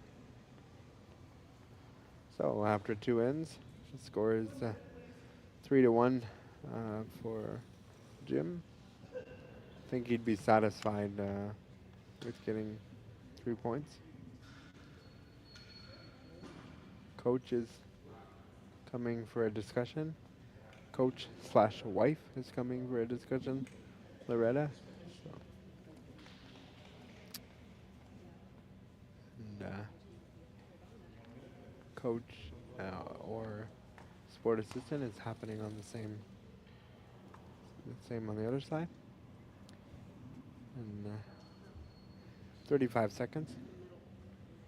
What's important, I think, to note with everything that's happened today is it's important to get the balls first before you have a conversation with your athlete. When I played with my dad and they had this time frame, my dad was always eager to talk to me and talk strategy, but the first thing we would do is grab the balls, and I think that's the lesson that these athletes would probably take from today.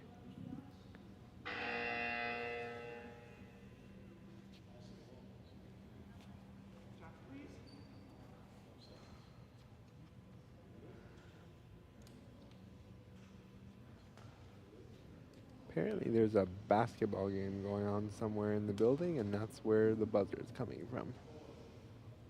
I've wondered that for the last 2 days, and now we know. The ball is placed in the field of play. With this sport, you have a lot of athletes who have quite a significant startle reflex, so any sudden noise can cause pretty traumatic situations. So we try to avoid scenarios with unexpected buzzers. In the next end break, I'll tell you about a story when I was an athlete and what took place. Red ball is in play. Lots of room for Jim to take advantage. I expect him to do this in rather quick order.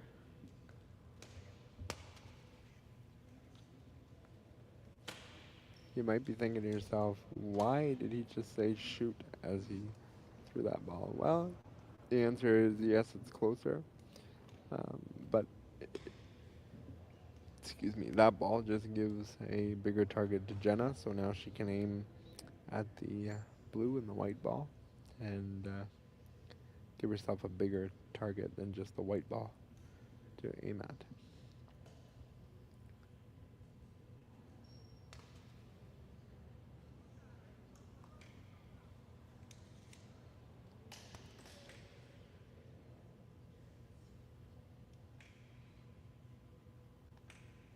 Almost, just a little bit too much weight.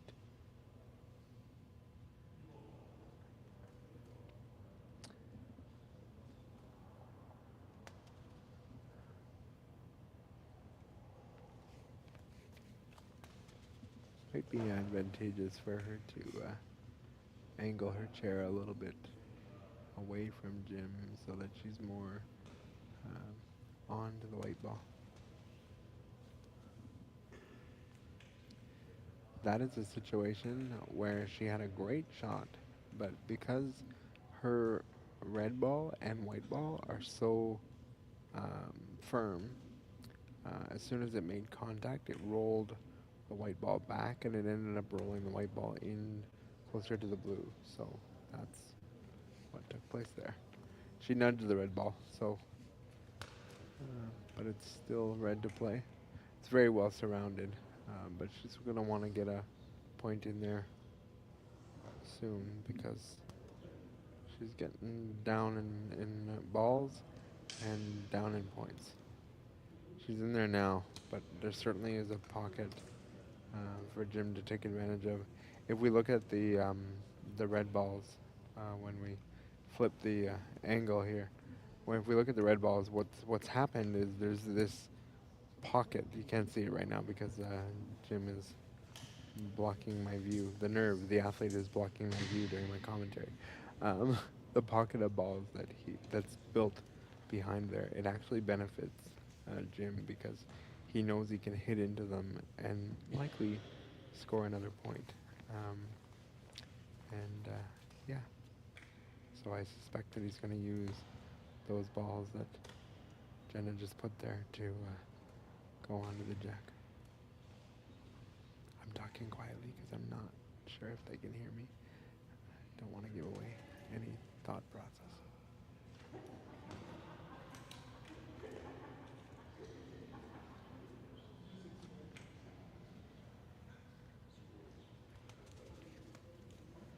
Yep, that's exactly what he did.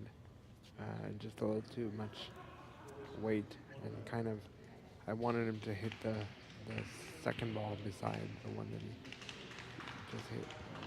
I think now he's got the idea. Just got to perfect the accuracy on it. He says yes because he opened it, but I think right now it's one red.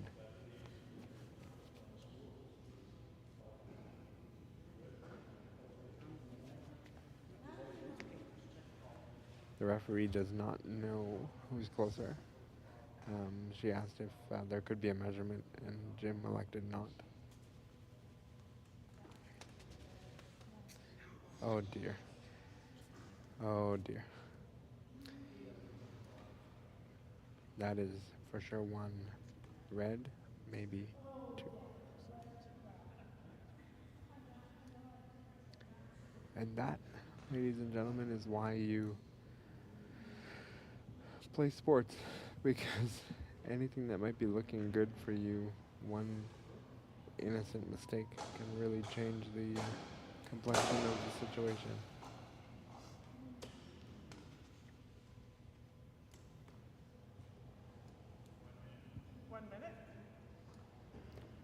One minute's been called.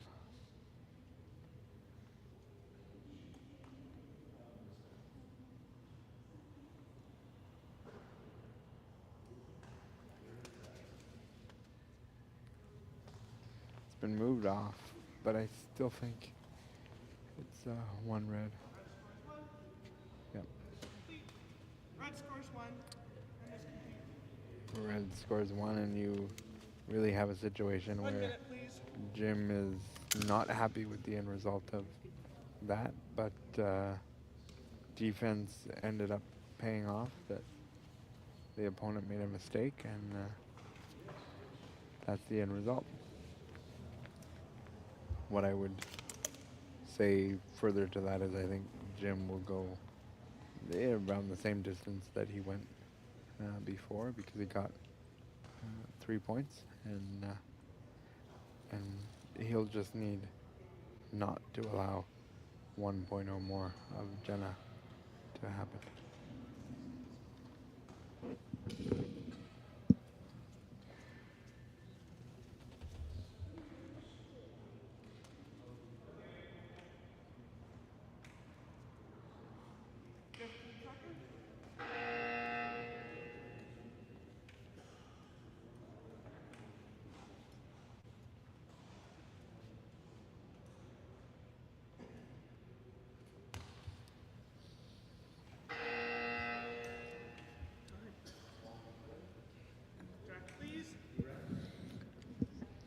We've reached the fourth end of this game. It is 3-2 for Jim, and in fact he did go long again. I feel like it's a little less than it was before, but it's still, distance is a factor here. He missed this one by more than he did the last time. If Jenna can sneak a ball in there, she will be in business. And this is one of those instances where when you go long and you miss by a significant amount, you're giving your opponent the opportunity to basically take as many balls as they need to find the range. And when you start trying to get the range, the more you do it in a row, the more you start to feel it. So if she doesn't accomplish this in one ball, she's going to feel it beyond that. And in fact, she looks like I was going to make the call before the referee, but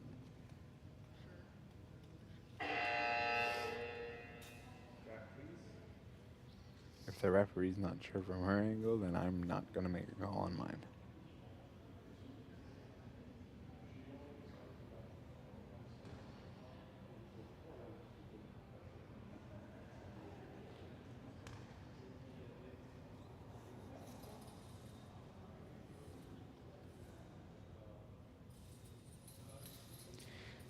What's not going to matter now is that I was going to take a guess at red, but it's easier to say that when you see that you would have been right.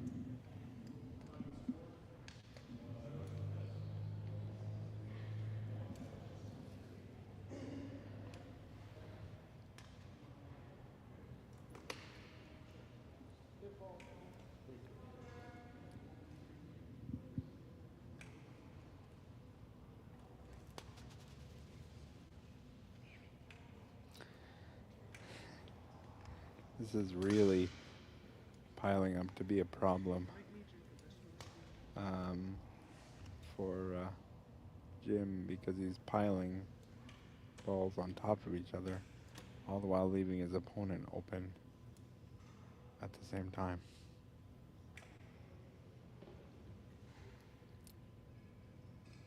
Credit these officials who are, when they have to measure, you can see that Cindy is very clearly on her knees, and that's cement floor or concrete, and it's tough on the knees after a long weekend. This is only day 2 of 4, so we still have competition tomorrow and Sunday, so wear and tear on the officials as well. All volunteer, by the way.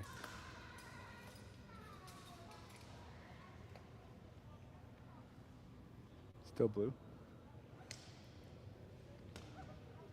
The challenge now is that I'm sure Jim is getting into the softer balls. He is very accurate on those blue balls. That is certainly a fact. All we need is 1 point to tie here, because blue scored in the last end. You can see on the face of Jim the frustration that is building because he put the jack there and he's not able to accomplish it. He is now. Oh, yeah, red to play. All Jenna has to do is get one ball inside that blue ball. Jim's already elapsed 4 balls. Jenna has the advantage here if she can get one inside.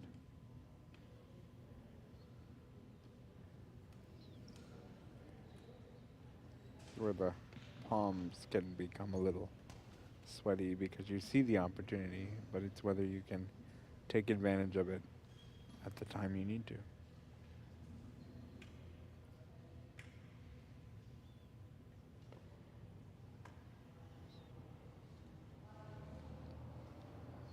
She really was taking her time and picking the right ball, the one that would work.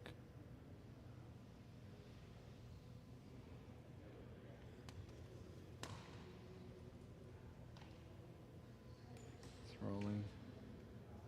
Not quite far enough.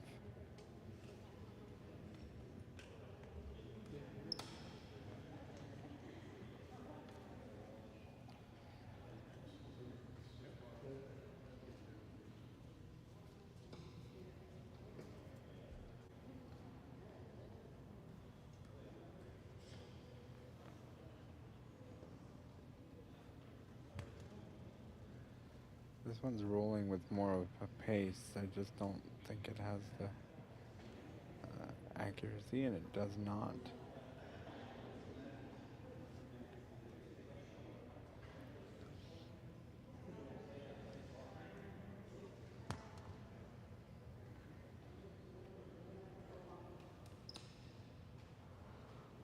It's too bad that she doesn't have more of a pendulum. It's very, the release is very rigid. It's all in the shoulder versus the extension of her arm. When you see Jim throw, there's more of an extension, whereas when she releases, if you watch, there's not really a follow through. It just kind of stops. And so if she went all the way through, or was able to go all the way through, it may help in this situation. But that could be just what the disability does or does not allow.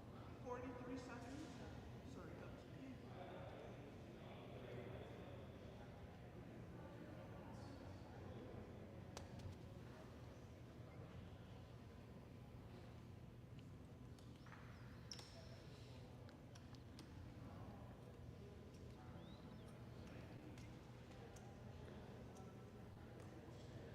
Jim will play here.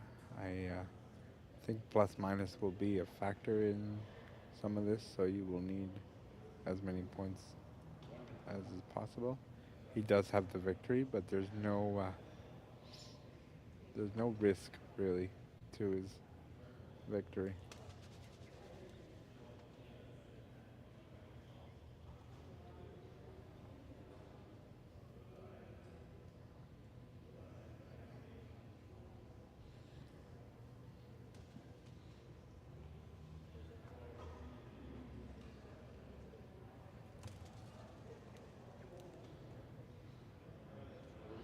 Those balls at the front have really caused havoc for Jim in this end. We're going to just get a measurement just to confirm all is correct.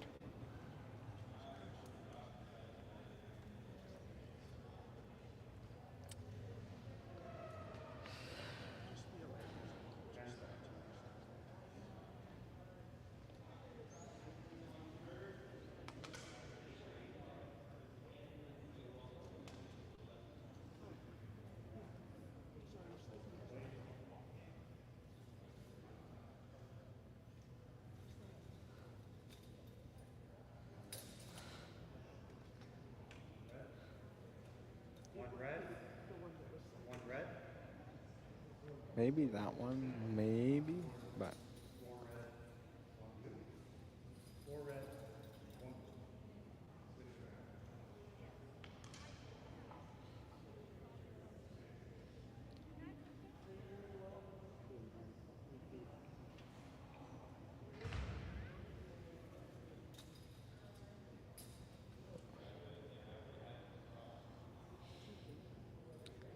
And it is. That's last blue that she measured there is in there, so that will make the final score 5-2 for Jim.